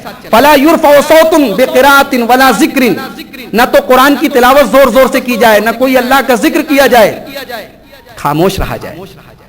اور امام نووی کہتے ہیں کہ خاموش رہنے میں حکمت بھی ہے. کہتے ہیں والحکمت فیہ ظاہر, جنازہ جا رہا ہے آدمی خاموش ہے, کہتے ہیں حکمت کا تقاضا بھی یہی ہے. کیوں؟ لأنہ اسکن لخاطر, جنازہ جب جا رہا ہے اب انسان خاموش ہے تو دل میں سکون ہے. وَأَجْمَعُ لِفِكْرِهِ فِي مَا يَتَعَلَّقُ بِالْجَنَازَةِ, اور انسان کا دماغ جو ہے جنازے میں لگا ہوا ہے کہ ہم ایک آدمی کے جنازے میں جا رہے ہیں, موت کی یاد آ رہی ہے. اور یہی تو شریعت چاہتی ہے کہ تمہیں موت یاد آئے, اسی لیے تو جنازے کے پیچھے پیچھے چلنے کا حکم دیا گیا ہے. لہٰذا خاموش رہنے میں ہی حکمت ہے. یہ امام نووی کہتے ہیں. جنازے کے آگے چلا جا سکتا ہے کہ ایک مسئلہ یہ ہے کہ کیا جنازے کے پیچھے چلنے کا حکم ہے تو پیچھے ہی رہا جائے یا آگے بھی جایا جا سکتا ہے. حضرت انس کہتے ہیں ان رسول اللہ صلی اللہ علیہ وسلم و ابا بکر و عمر کانوا یمشون امام الجنازۃ وخلفہ, اللہ کے پیارے رسول صلی اللہ علیہ وسلم, حضرت ابو بکر, حضرت عمر, یہ لوگ جنازے کے آگے بھی چلتے تھے پیچھے بھی چلتے تھے. لہٰذا جنازے کے آگے چلنے میں بھی کوئی حرج کی بات نہیں ہے, لیکن پیچھے چلنا یہ زیادہ بہتر ہے, اس لیے کہ عام طور سے اتباع الجنائز کہا گیا حدیث میں, جنازے کے پیچھے پیچھے چلنا. تو بہتر یہ ہے کہ جنازے کے پیچھے پیچھے چلا جائے, لیکن اگر کوئی آدمی آگے نکل گیا تو کوئی حرج کی بات نہیں. بچے کی جنازے کی نماز پڑھی جائے گی یا نہیں, ایک مسئلہ یہ ہے.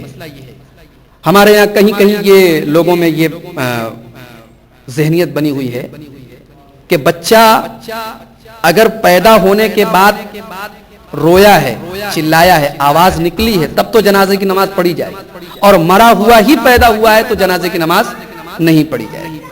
اس کی کوئی صحیح دلیل نہیں. ایک حدیث ہے اس سلسلے میں, اذا استحل السقط, جب بچہ روئے تب جنازے کی نماز پڑھی جائے گی, لیکن وہ حدیث ضعیف ہے. صحیح بات یہ ہے کہ 4 مہینے کے اوپر کا بچہ اگر پیدا ہوا ہے, چاہے وہ پوری طریقے سے کمپلیٹ نہ ہو, ناک کان وغیرہ اس کے کمپلیٹ نہ ہو, اگر ماں کے پیٹ سے پیدا ہوا 4 مہینہ کمپلیٹ ہونے کے بعد تو اس کی جنازے کی نماز پڑھی جائے گی. اس کی دلیل کیا ہے؟ اس کی دلیل ایک بہت پیاری حدیث ہے بخاری شریف کی. حضرت عبداللہ ابن مسعود کہتے ہیں حدثنا رسول اللہ صلی اللہ علیہ وسلم, ہم سے حدیث بیان کی اللہ کے رسول.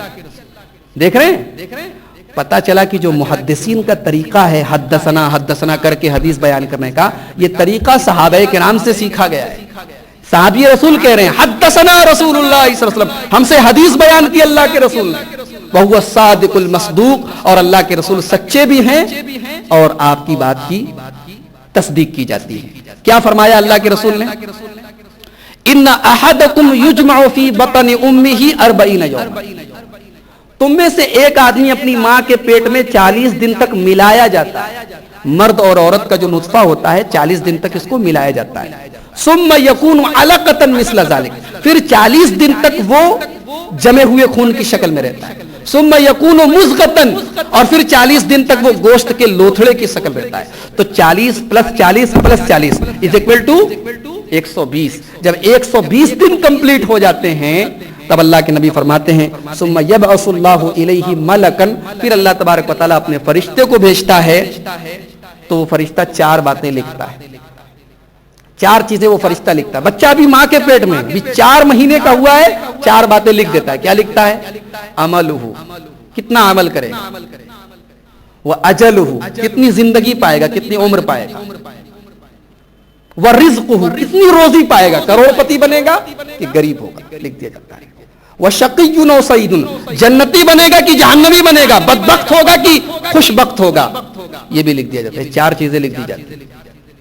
اس کے بعد اللہ کے نبی اپنی اسی بات کو مزید ایکسپلین کرتے ہوئے فرماتے ہیں کہ کبھی کبھی ایسا ہوتا ہے کہ ایک آدمی پوری زندگی جہنمیوں والا عمل کرتا ہے، یہاں تک کہ اس کے اور جہنم کے بیچ میں 1 ہاتھ کی دوری ہوتی ہے.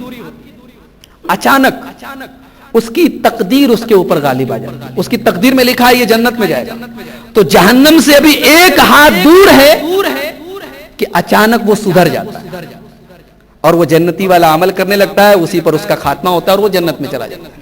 اور کبھی کبھی اسی کو بالکل الٹا ہوتا ہے. ایک آدمی زندگی بھر جنتیوں والا عمل کرتا ہے، ابھی جنت سے 1 ہاتھ دور ہے کہ اچانک اس کی تقدیر غالب آ جاتی ہے اور وہ جہنم میں چلا جاتا ہے. ایک صاحب مجھ سے کہنے لگے مولانا یہ حدیث تو سمجھ میں نہیں آ رہی. میں نے کہا کیوں؟ بولے یہ حدیث ہمیں بتا رہی کہ ہم مجبور ہیں. جب ہماری تقدیر میں لکھ دیا گیا ہے کہ ہم جہنم میں جائیں گے تو ہم زندگی بھر جنت والا عمل کرتے رہیں. اللہ کے پیارے نبی فرما رہے کہ 1 ہاتھ باقی رہے گا اور ہم جہنم میں چلے جائیں گے، تو کیا فائدہ محنت کرنے سے، عمل کرنے سے؟ میں نے کہا آپ کو پتا ہے کہ آپ کو جہنم والا لکھ دیا گیا ہے؟ ٹھیک ہے، میں اس حدیث پاک میں یہ بتایا گیا کہ انسان کے مقدر میں جو لکھا ہے وہ ہو کر رہتا ہے، لیکن یہ ہمیں کیسے پتا کہ ہمارے مقدر میں یہی لکھا گیا ہے؟ کہ آپ کو پتا ہے کہ آپ کو جہنمی لکھ دیا گیا، آپ کو جنتی لکھ دیا گیا؟ جب آپ کو نہیں پتا ہے تو آپ وہی عمل کریں گے جو عمل کرنے کا آپ کو شریعت حکم دے رہی ہے. لیکن یہ حدیث ہمیں اتنا ضرور بتا رہی ہے کہ تقدیر تو ماں کے پیٹ میں ہی بچہ ہوتا ہے، 4 مہینے کا ہوتا ہے، لکھ دیا جاتا ہے. تو جب 4 مہینے کا ہوتا ہے تو روح بھی پھونک دی جاتی ہے. جب روح پھونک دی جاتی ہے تو چاہے وہ مرا ہوا پیدا ہو اس کی جنازے کی نماز پڑھی جائے گی. یہ اس حدیث پاک سے ثابت ہوا. نمبر 12، میں 25 چیزیں بیان کروں گا. وقت اب کتنا بچا ہے؟ 10-15 منٹ ہے. جلدی جلدی بیان کر کے بات ختم کرتے ہیں. ابھی 2-3 دن پہلے ایک جنازے میں گیا. جنازہ رکھا گیا ہے، لوگ باتیں کر رہے ہیں، مودی کی بات ہو رہی ہے، سماجوادی پارٹی کی بات ہو رہی ہے، الیکشن کی بات ہو رہی ہے، کملیش تیواری کی بات ہو رہی ہے، دنیا بھر کی باتیں ہو رہی ہیں. جنازے میں انسان کتنا سخت دل ہو گیا ہے. پہلے ایسا تھا کہ لوگ جب جنازے میں جاتے تھے تو خاموشی رہتی تھی، لوگ زیادہ فالتو ادھر ادھر کی باتیں نہیں کرتے تھے. اب انسان دنیا داری میں اتنا زیادہ مشغول ہو چکا ہے کہ اب جنازے میں، قبرستان میں موت سامنے ہے، ایک آدمی جدا ہو رہا ہے، کوئی موت کو یاد نہیں کر رہا ہے، لوگ دنیا کی باتیں کر رہے ہیں. ایسا کرنا کیسا ہے؟ حضرت سعد ابن معاذ کہتے ہیں ما صلیت علی جنازۃ الا وحدثت نفسی بما تقول ویقال لها. میں جب بھی کسی جنازے میں جاتا ہوں تو میں اپنے آپ سے بات کرتا ہوں کہ یہ جو مر رہا ہے ابھی قبر میں جائے گا، منکر نکیر سوال کریں گے، یہ حالات میرے اوپر بھی آنے والے، میں کیا جواب دوں گا؟ ایسا کوئی سوچتا ہے کہ آج لوگ دنیا داری کی باتیں کرتے ہیں، ہنستے رہتے ہیں، مذاق کرتے رہتے ہیں، چٹکلے سنائے جاتے ہیں. اللہ کے پیارے نبی صلی اللہ علیہ وسلم ایک جنازے میں گئے، ابن ماجہ کی صحیح روایت. جب جنازے کو قبر میں رکھا جانے لگا، قبر کے کنارے اللہ کے نبی بیٹھ گئے. اللہ کے پیارے نبی رونے لگے، حتی بل السرا، اتنا روئے آپ کہ جہاں پر آپ بیٹھے تھے وہاں کی مٹی بھیگ گئی، آپ کی آنسوؤں سے مٹی تر ہو گئی. صحابہ کرام بھی رونے لگے. اللہ کے نبی نے فرمایا لمثل ھذا فاعدوا یا اخوانی، میرے صحابہ یہاں کی تیاری کرو، یہاں جانے کی تیاری کرو. عثمان غنی رضی اللہ تعالیٰ عنہ جب بھی کسی قبرستان کے پاس سے گزرتے تھے، قبر کو دیکھتے تھے، بے تحاشا رونے لگتے تھے. ان سے سوال کیا گیا تذکر الجنت و تذکر النار وما تبکی، آپ کے سامنے جنت کی بات ہوتی ہے، جہنم کی بات ہوتی ہے، آپ نہیں روتے ہیں، اور قبر کے پاس سے گزرتے ہیں تو بے تحاشا رونے لگتے ہیں. کہتے ہیں کیوں نہ ہو؟ میں نے اپنے پیارے نبی جناب محمد رسول اللہ صلی اللہ علیہ وسلم کو یہ فرماتے ہوئے سنا ہے کہ ان القبر اول منزل من منازل الاخرہ، یہ قبر آخرت کی پہلی منزل ہے. جس کے لیے یہ منزل آسان ہوگی اس کے لیے آگے کی منزلیں آسان. یہ ہماری سخت دلی اور پتھر دلی کی ایک نشانی ہے کہ آج قبرستان میں اور مردے کو دفنائے جانے کے وقت دنیا کی باتیں ہوتی ہیں. حضرت عبداللہ ابن مسعود نے دیکھا، جنازے میں جا رہے تھے، ایک آدمی زور زور سے ہنس رہا تھا. انہوں نے کہا اتضحک فی ھذا الموقف، جنازہ جا رہا ہے تو ہنس رہا ہے، دانت دکھا رہا ہے. واللہ لا اکلمک ابدا، آج کے بعد میں کبھی تجھ سے بات نہیں کروں. تو صحابہ کرام کا یہ طرز عمل ہمیں بتا رہا ہے کہ جنازہ جب جا رہا ہو، جب میت کو کفنایا جا رہا ہو، دفنایا جا رہا ہو، وہاں دنیاوی باتیں نہیں کرنی چاہیے۔ کبھی کبھی ایسا ہوتا ہے ہمارے محلے میں کسی کا انتقال ہوا، پڑوس میں کسی کا انتقال ہوا، ہم نے سنا، ہم اپنے کام میں لگے ہیں، ارے چلو بھائی جنازہ پڑھنے والے بہت سارے لوگ ہیں، ہم لوگ یہ سمجھتے ہیں کہ بھائی سب کا تو جنازہ پڑھنا ضروری ہے نہیں، جنازہ تو فرض کفایہ ہے، کچھ لوگوں نے پڑھ لیا ہو گیا۔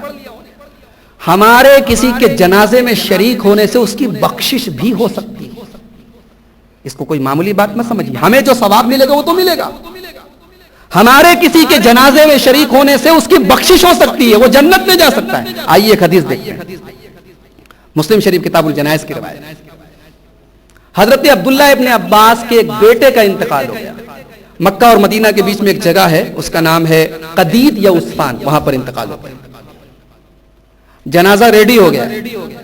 حضرت عبداللہ ابن عباس نے اپنے غلام قریب کو بھیجا کہ جاؤ پتہ کرو باہر لوگ آئے ہیں کہ نہیں۔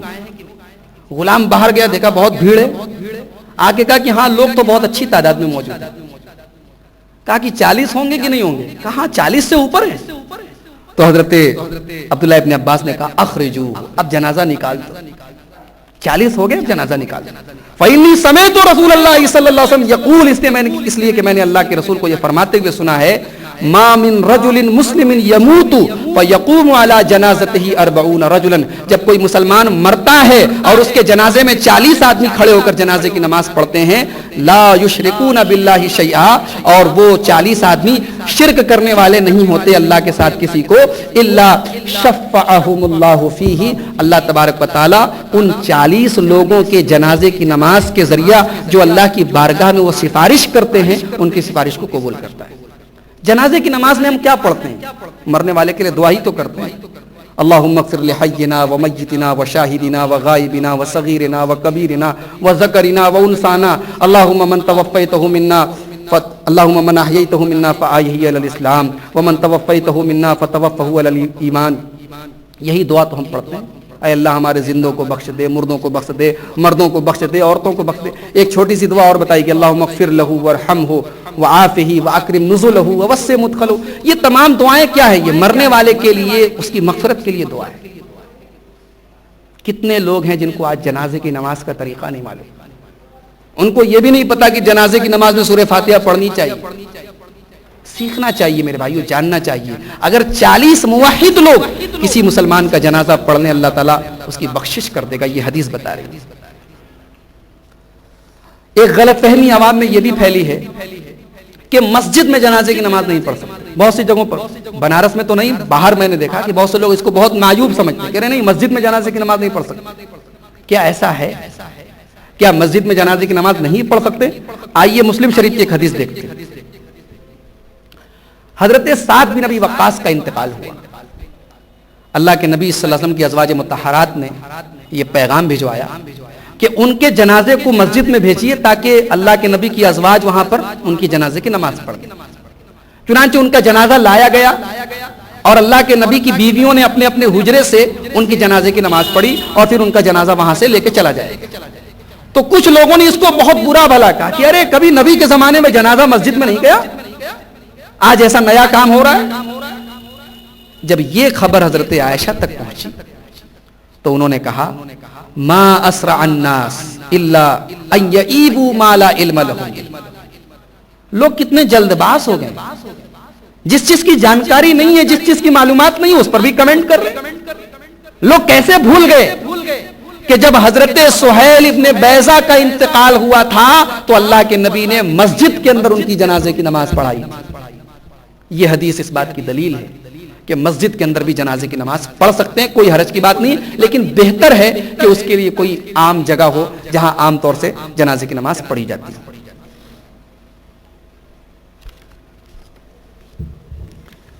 کہیں کہیں آپ نے دیکھا ہوگا قبر پر اذان ہو رہی ہے، یہ اذان کا کیا معاملہ ہے؟ کیا قبر کے اوپر اذان دینا ثابت ہے؟ سعودی عرب کی فتویٰ کمیٹی جو وہاں کے بڑے بڑے علماء جس میں شامل ہیں، اللجنۃ الدائمہ للبحوث والافتاء، اس کمیٹی سے یہ سوال کیا گیا کہ کیا قبر پر کھڑے ہو کر اذان دینا ثابت ہے؟ تو جواب کیا دیتی ہے سعودی عرب کی فتویٰ کمیٹی جس میں بڑے بڑے علماء ہیں؟ جواب دیتی ہے لا يجوز الاذان ولا الاقامۃ عند القبر بعد الدفن. دفن کے بعد قبر کے پاس نہ تو اذان دینا جائز ہے نہ اقامت دینا جائز ہے. ولا فی القبر، اور نہ قبر کے اندر کھڑے ہو کے اذان دینا جائز ہے. دفن کے پہلے بھی نہیں، دفن کے بعد بھی نہیں. لأن ذلك بدعۃ محدثۃ، ایک نئی بدعت ہے یہ. وقد ثبت عن الرسول صلی اللہ علیہ وسلم انه قال، اور اللہ کے رسول سے یہ ثابت ہے کہ آپ نے فرمایا من احدث فی امرنا هذا ما ليس منه فهو رد، جس نے ہمارے دین میں کوئی نئی چیز نکالی وہ کام مردود ہے. لہذا قبر کے اوپر اذان دینے کا کوئی ثبوت نہیں. ایک ویڈیو میرے پاس آیا تھا واٹس ایپ پر. پاکستان کے ایک جناب ہیں، ان کو پاکستان کے بہت سارے شیخ الاسلام بھی کہتے ہیں، طاہر القادری نام ہے ان کا. وہ ایک جنازے میں گئے، سب کو ہٹا دیا گیا. اب وہ قبر کے پاس کھڑے ہو کر کہہ رہے ہیں کہ ہاں کہو ربی اللہ، ہاں کہو دینی الاسلام. وہ اس کو تلقین کر رہے ہیں، اس کو لا الہ الا اللہ پڑھوا رہے ہیں، اس کو قبر کے جو سوال جواب ہو رہے ہیں اس کی پریکٹس کروا رہے ہیں. یہ کیسا ہے؟ ایسا عمل کرنا کیسا ہے؟ بعد میں طاہر القادری صاحب سے سوال کیا گیا کہ یہ حرکت جو آپ نے کی اس کی دلیل کیا ہے؟ تو دلیل کیا دیتے ہیں؟ کہتے ہیں اللہ کے نبی نے فرمایا لقنوا موتاکم لا الہ الا اللہ، اپنے مردوں کو لا الہ الا اللہ کی تلقین کرو. تو جب مر گیا تبھی ہم تلقین کریں گے، اس لیے کہ نبی نے مردوں کو تلقین کرنے کی بات کہی. بتائیے کہ حدیث کا جو مطلب، اسی لیے ہم لوگ اپنے آپ کو سلفی کیوں بولتے ہیں؟ اہل حدیث بولتے تھے کافی تھا، سلفی بولنے کی وجہ جانتے ہیں کیوں؟ حدیث کا وہ مطلب جو سلف نے نہیں لیا، صحابہ نے نہیں لیا، تابعین نے نہیں لیا، جو اس امت کے سب سے بہترین لوگ تھے انہوں نے نہیں لیا. آج 14 صدی کے بعد اگر حدیث کو کوئی غلط طریقے سے انٹرپریٹ کر رہا ہے، ایکسپلین کر رہا ہے، ہم اس کو ایکسپٹ نہیں کریں گے. یہ سلفی ہونے کا فائدہ ہے، یہ سلفی منہج کی خاصیت ہے کہ ہم حدیث اور قرآن پر چلنے والے ہیں، لیکن ہم قرآن اور حدیث کا وہی مطلب لیں گے جو سلف نے لیا. اب یہ حدیث صحابہ کے زمانے میں تھی، لیکن ایسا کوئی ثبوت نہیں ملتا کہ کوئی صحابی کسی کے دفن ہونے کے بعد قبر پہ کھڑے ہو کے کہہ رہا ہو کہ لا الہ الا اللہ کہو. اسی لیے سعودی عرب کی فتویٰ کمیٹی کہتی ہے کہ اس بارے میں علماء کے 2 قول ہیں کہ کسی کے مرنے کے بعد اس کی قبر کے پاس کھڑے ہو کے تلقین کر سکتے ہیں کہ نہیں. اس بارے میں 2 قول ہیں، لیکن صحیح قول یہ ہے انہ غیر مشروع، کہ یہ عمل شریعت میں ثابت نہیں ہے. بل بدعت، یہ بدعت ہے. وکل بدعت ضلالہ، اور ہر بدعت گمراہی ہے. اور اس سلسلے میں ایک دلیل پیش کی جاتی ہے کہ حضرت ابو امامہ رضی اللہ تعالیٰ عنہ کے دفن کے بعد ان کو تلقین کی گئی لا الہ الا اللہ کی. یہ طبرانی کی روایت ہے، لیکن سعودی عرب کی فتویٰ کمیٹی کہتی ہے کہ اس روایت کو امام حیثمی نے اپنی کتاب مجموع الزوائد میں نقل کرنے کے بعد لکھا ہے کہ فی اسنادہ جماعۃ لم اعرف. کسی حدیث میں کوئی ایک راوی گڑبڑ ہوتا ہے، حدیث ضعیف ہو جاتی ہے، لیکن اس کی سند میں پوری ایک جماعت ہے، راوی در راوی، راوی در راوی، سب گڑبڑ ہیں. لم عارفم، امام حیثمی جیسا محدث کہہ رہا ہے مجھے پتہ ہی نہیں کہ سب راوی کہاں سے آئے. لہذا یہ حدیث گڑبڑ ہے. وعلی ھذا لا یحتج بہ علی جواز تلقین المیت، اور اس حدیث کی بنیاد پر کسی کے مرنے کے بعد اس کو تلقین کرنا جائز نہیں. کیا دفن کے بعد قبر کے پاس کھڑے ہو کر قرآن پڑھنا ثابت ہے؟ آپ نے میت کو دفنا دیا، مٹی دے دی. اب اتنا تو ثابت ہے کہ اس کے لیے دعائے مغفرت.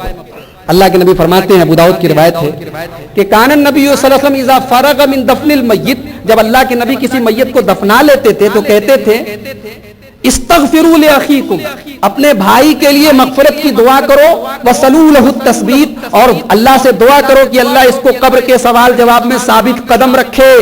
فانه الان يسأل، اس لیے کہ اس سے سوال شروع ہو گیا.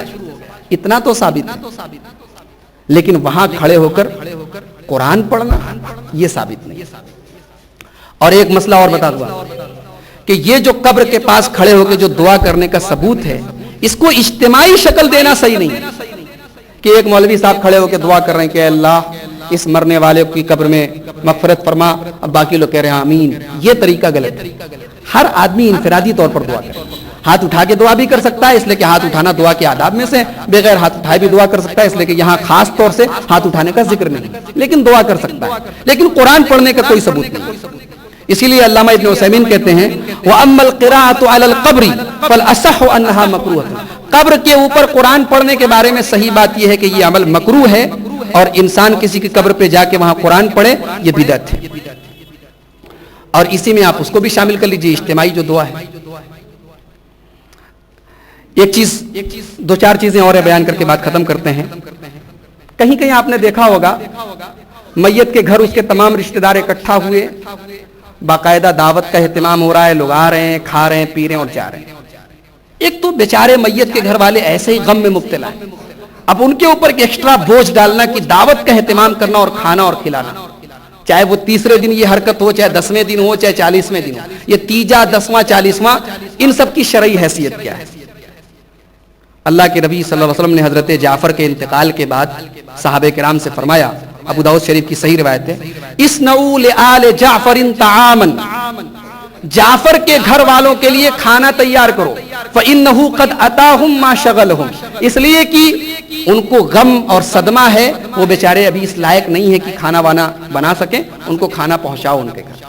اس حدیث سے یہ معلوم ہوا کہ اگر ہمارے کسی رشتہ دار کے گھر میں میت ہوئی ہے تو ہم کھانا اس کو کھلائیں, نہ کہ اس کے گھر جا کے کھائیں. اسی لیے سعودی عرب کی اللجنۃ الدائمہ کے فتویٰ میں ایک فتویٰ یہ بھی ہے کہ اما اقامت المأتم و بناء الصوابین لتقبل العزاء و اطعام الحاضرین الطعام, کسی کے مرنے کے بعد جو لوگ تعزیت کرنے آ رہے ہیں ان کو بیٹھ کر کھانا کھلانا, فلیس من ہدی النبی صلی اللہ علیہ وسلم, یہ اللہ کے نبی کا طریقہ نہیں ہے. والخیر کل الخیر فی اتباع ہدیہ, اور بھلائی اللہ کے نبی کے طریقے کی پیروی ہی میں. کہیں کہیں کرائے کے لوگوں کو قرآن پڑھنے کے لیے بلایا جاتا ہے, باقاعدہ اجرت طے کی جاتی ہے کہ ہمارے یہاں آ کے تم لوگ اتنا قرآن پڑھ دو, ہم اتنا پیسہ تم کو.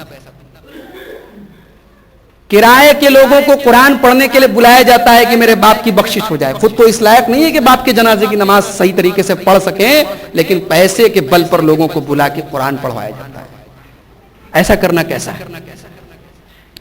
اللجنۃ الدائمہ سعودی عرب کی فتویٰ کمیٹی سے سوال کیا گیا تو جواب ملا, لا یجوز استئجار من یقرأ القرآن علی قبر المیت او علی روحہ, بالکل جائز نہیں. میت کے لیے قرآن پڑھنا اور اس قرآن کے لیے اجرت دینا یہ بالکل جائز ہے, اس پر علماء کا اتفاق ہے. اس میں تو اختلاف ہے کہ میت کو قرآن پڑھ کے بخش سکتے ہیں یا نہیں, اس میں تو کچھ علماء نے اس کو جائز کہا ہے, حالانکہ وہ صحیح نہیں ہے. لیکن پیسہ دے کر کسی کو بلا کے قرآن پڑھوانا, اس پر تو سب کا اتفاق ہے کہ یہ حرام ہے. قرآن کی تلاوت پر اجرت نہیں دی جا سکتی. اور ہمارے یہاں جو تیجا 10واں 40واں, ہم نے اپنے بعض رشتہ داروں کے یہاں دیکھا کہ آج میت ہوئی, کل رات میں مسالہ پیسا جا رہا ہے, پیاز کاٹی جا رہی ہے, تیجا والے دن کی بریانی کی تیاریاں ہو رہی ہیں. کتنی شرمناک بات ہے. کہیں کہیں تو تیجا وغیرہ کے نام پر اتنی بڑی دعوت ہوتی ہے کہ ولیمہ فیل ہو جائے. علامہ ابن الحاج المالکی بہت بڑے عالم گزرے ہیں, وہ کہتے ہیں وَكَذَلِكَ يُحَذَّرُ مِمَّا أَحْدَثَهُ بَعْضُهُمْ فِعْلَ الثَّالِثِ لِلْمَيِّتِ, ایک چیز جس کو لوگوں نے نکال لیا ہے, اس سے بھی بچنا چاہیے, تیجا, میت کے تیسرے دن یہ حرکت کرنا, وَعَمَلِهِمِ الْأَطْعِمَةَ, اور اس دن کھانا وغیرہ تیار کرانا, حَتَّى صَارَ عِندَهُمْ أَمْرٌ مَعْمُولٌ بِهِ, یہاں تک کہ کچھ لوگوں کے ہاں یہ عادت بن گئی ہے, سماج کی ایک رسم بن گئی ہے. ہمارے اپنے نانا کا انتقال ہوا, ہم نے اپنے ماموں لوگوں سے کہا کہ بھئی آپ لوگ کیا کر رہے ہیں؟ ان لوگوں نے بھی افسوس کا اظہار کیا کہ یہ چیز ہمیں صحیح نہیں لگ رہی. اہل حدیث نہیں ہے وہ لوگ, ان لوگوں نے ایکسپٹ کیا کہ یہ چیز صحیح نہیں لگ رہی ہے, لیکن ان لوگوں نے کہا کہ ہم کیا کریں, سماج میں رہنا, ہم اپنے سماج سے بغاوت نہیں کر سکتے, ہمارے سماج کا یہ چلن ہے, یہ رسم ہے. علامہ ابن الحاج کتنی سچی بات کریں کہ یہ لوگوں میں ایک رسم بن جائے گی, کانہو ولیمۃ عرس, اور لوگ تیجا وغیرہ ایسے منائیں گے جیسے کوئی ولیمہ ہے. وَيَجْمَعُونَ لِأَجَلِهِ الْجَمْعَ الْكَثِيرَ مِنَ الْأَهْلِ وَالْأَحْبَابِ, اپنے دوستوں کو, اپنے رشتہ داروں کو, سب کو جمع کریں گے. فَإِن بَقِيَ أَحَدٌ مِّنْهُمْ, اگر کوئی ان کے تیجا میں, ان کے 40ویں میں نہیں آ پایا, وَجَدُوا عَلَيْهِ, تو لوگ ناراض ہوں گے, ارے میرے ابا کا تیجا تو تم نہیں آئے, تو ناراضگی کا اظہار کریں گے. یہ علامہ ابن الحاج مالکی ہیں, بہت بڑے عالم ہیں, انہوں نے اپنی کتاب المدخل میں اس بات کا ذکر کیا ہے. کچھ لوگ کہتے ہیں کہ جناب ہم تو کچھ کرتے ہیں, آپ تو وہ بھی نہیں کرتے, مر گیا مردود, نہ فاتحہ نہ درود, ہم تو کچھ پڑھ کے بخش دیتے ہیں, کچھ اسی بہانے کچھ عذاب میں کمی ہو جائے گی. ہمارے یہاں میت کو کھانا میت کی طرف سے کھلا دیا جاتا ہے تو قبر میں روشنی ہو جاتی ہے, آپ کے یہاں تو سب ایسے ہی معاملہ, ادھر مرا ادھر مٹی دی, ادھر کام ختم. کیا ایسا ہے کیا میت کی طرف سے تیسرے دن 10ویں دن 40ویں دن کھانا کھلانا, اس سے میت کے قبر کے عذاب میں کوئی کمی آئے گی؟ اس کی قبر کو روشن کر دیا جائے گا، ایسا ہے؟ اللہ جت الدائمہ سے یہ سوال کیا گیا تو جواب ملا اما دعوى ان القبر مسلم وان تقديم الطعام من قبل اهل الميت والصدقه عنه قبل دفنه يضيء في ظلام القبر، یہ دعویٰ کرنا کہ قبر میں اندھیرا رہتا ہے اور میت کی طرف سے کھانا کھلانے سے اندھیرا مٹ جاتا ہے، یہ غلط بات ہے، اس کی کوئی بنیاد نہیں۔ یہ اپنے من سے ایک فیصلہ کرنا ہے، بھئی قبر میں کیا حال ہے یہ آپ کو پتا ہے، آپ اپنے من سے فیصلہ کر رہے ہیں، غیب کی بات کا آپ دعویٰ کر رہے ہیں، یہ صحیح نہیں ہے۔ اور آخری چیز بیان کر کے بات ختم کرتا ہوں میرے بھائیوں، مرنے کے بعد مرنے والے کے لیے ہم دعا کریں، کبھی کبھی اس کی قبر پر بھی جایا کریں، اس لیے نہیں کہ ہم قبرستان جائیں گے اس کی قبر پر جائیں گے تبھی ہم اس کے لیے دعا کر سکتے ہیں، دعا کرنے کے لیے آپ کہیں سے بھی کر سکتے ہیں، اس کے لیے قبرستان جانا ضروری نہیں، لیکن قبرستان آپ جائیں گے اپنے باپ کی قبر پر، اپنی ماں کی قبر پر، اپنے بھائی کی قبر پر، تو اس سے آپ کو موت یاد آئے گی، اس سے آپ کو اپنا انجام بھی یاد آئے گا کہ یہیں ہم کو بھی جانا ہے، جیسے کل ہمارا باپ ہم کو چھوڑ کے گیا، کل ہم اپنے بچوں کو چھوڑ کے جائیں گے، ہمارے باپ نے اتنا کمایا وہ ہمارا ہو گیا، ہم جتنا کمائیں گے وہ ہماری اولاد کا ہو جائے گا، ہمارے ہاتھ کچھ نہیں آنا ہے، ہمیں یہیں جانا ہے۔ اس مقصد کے تحت قبرستان جانے میں کوئی حرج کی بات نہیں، جانا چاہیے، لیکن اس میں کچھ چیزوں کا خیال رکھنا چاہیے۔ پہلی چیز، قبرستان جانے کے لیے کوئی خاص دن یا ٹائم طے کرنا صحیح نہیں کہ ہم فجر کے بعد ہی جائیں گے، جمعرات کو ہی جائیں گے، جمعہ کو ہی جائیں گے، عید والے دن جائیں گے، بقرعید والے دن جائیں گے، کبھی بھی آپ جا سکتے ہیں، دن اور وقت طے کرنا یہ صحیح نہیں۔ وہاں جانے کے بعد میت سے بات کرنا، اس کے سامنے اپنی حاجتیں پیش کرنا، اس سے کہنا کہ اللہ سے ہمارا یہ پیغام بھجوا دو، استغاثہ کرنا، فریاد کرنا، یہ تمام چیزیں حرام ہیں۔ قبرستان جانے کے بعد ایک دعا بتائی گئی، السلام علیکم دار قوم مؤمنین وانا انشاء اللہ بکم لاحقون یرحم اللہ المستقدمین منا والمستاخرین، یہ دعا آپ پڑھیں، یہ ثابت ہے۔ آپ اپنے باپ کی قبر پر جا کر اللہ تعالیٰ سے دعائے مغفرت کریں کہ ہمارے والد کی مغفرت کر دیں، یہ جائز ہے، لیکن وہاں عورتوں کا جانا، وہاں جا کر دنیا بھر کی خرافات کرنا یا قبر کو پکا کرنا، قبر پر چراغ جلانا، یہ تمام چیزیں شریعت میں منع ہیں، حرام ہیں۔ مٹی دیتے وقت بہت سارے لوگ جو ہے سورہ طٰہٰ کی آیت پڑھتے ہیں، منہا خلقناکم ومنہا نخرجکم وفیہا منہا خلقناکم وفیہا نعیدکم ومنہا نخرجکم تارۃ اخری۔ پہلی بار مٹی دیں گے تو پڑھیں گے منہا خلقناکم، دوسری بار مٹی دیں گے تو کہیں گے وفیہا نعیدکم، تیسری بار مٹی دیں گے ومنہا نخرجکم تارۃ اخری۔ یہ کہیں سے ثابت نہیں، یہ غلط بات ہے جو عوام میں پھیل گئی ہے، اگرچہ یہ آیت قرآن کی ہے لیکن اس موقع پر اس کا پڑھنا ثابت نہیں ہے۔ تو میرے بھائیوں، یہ میت کے تعلق سے چند اہم اور بنیادی مسائل تھے۔ علامہ البانی نے 241 بدعات ذکر کی ہیں، میں تو بہت مختصر میں آپ کے سامنے بیان کیا ہے۔ اللہ تعالیٰ سے دعا ہے رب العالمین ہمیں ان بدعات و خرافات سے بچنے کی توفیق عطا فرمائے، رب العالمین ہمیں زندگی کے تمام معاملات میں اپنے نبی کی سیرت اور سنت پر چلنے کی توفیق عطا فرمائے، رب العالمین ہمیں موت کو یاد کرنے اور موت کے بعد کی زندگی کی تیاری کرنے کی توفیق عطا فرمائے۔ جس گھر میں اس وقت ہم لوگ جمع ہیں، اس گھر میں بھی ابھی کچھ دنوں پہلے ایک میت ہوئی تھی، اللہ تعالیٰ ان کی مغفرت فرمائے، ان کی غلطیوں کو درگزر کرے، ان کے گھر والوں کو صبر کی تلقین عطا فرمائے، اور یہ پروگرام جو ان لوگوں نے منعقد کیا اس پر ان کو جزائے خیر عطا فرمائے، ہم سب کی حاضری کو قبول فرمائے، جب تک دنیا میں زندہ رکھے، اسلام پر زندہ رکھے اور خاتمہ ایمان پر ہو، آمین۔ وآخر دعوانا الحمد للہ رب العالمین، والسلام علیکم ورحمۃ اللہ وبرکاتہ۔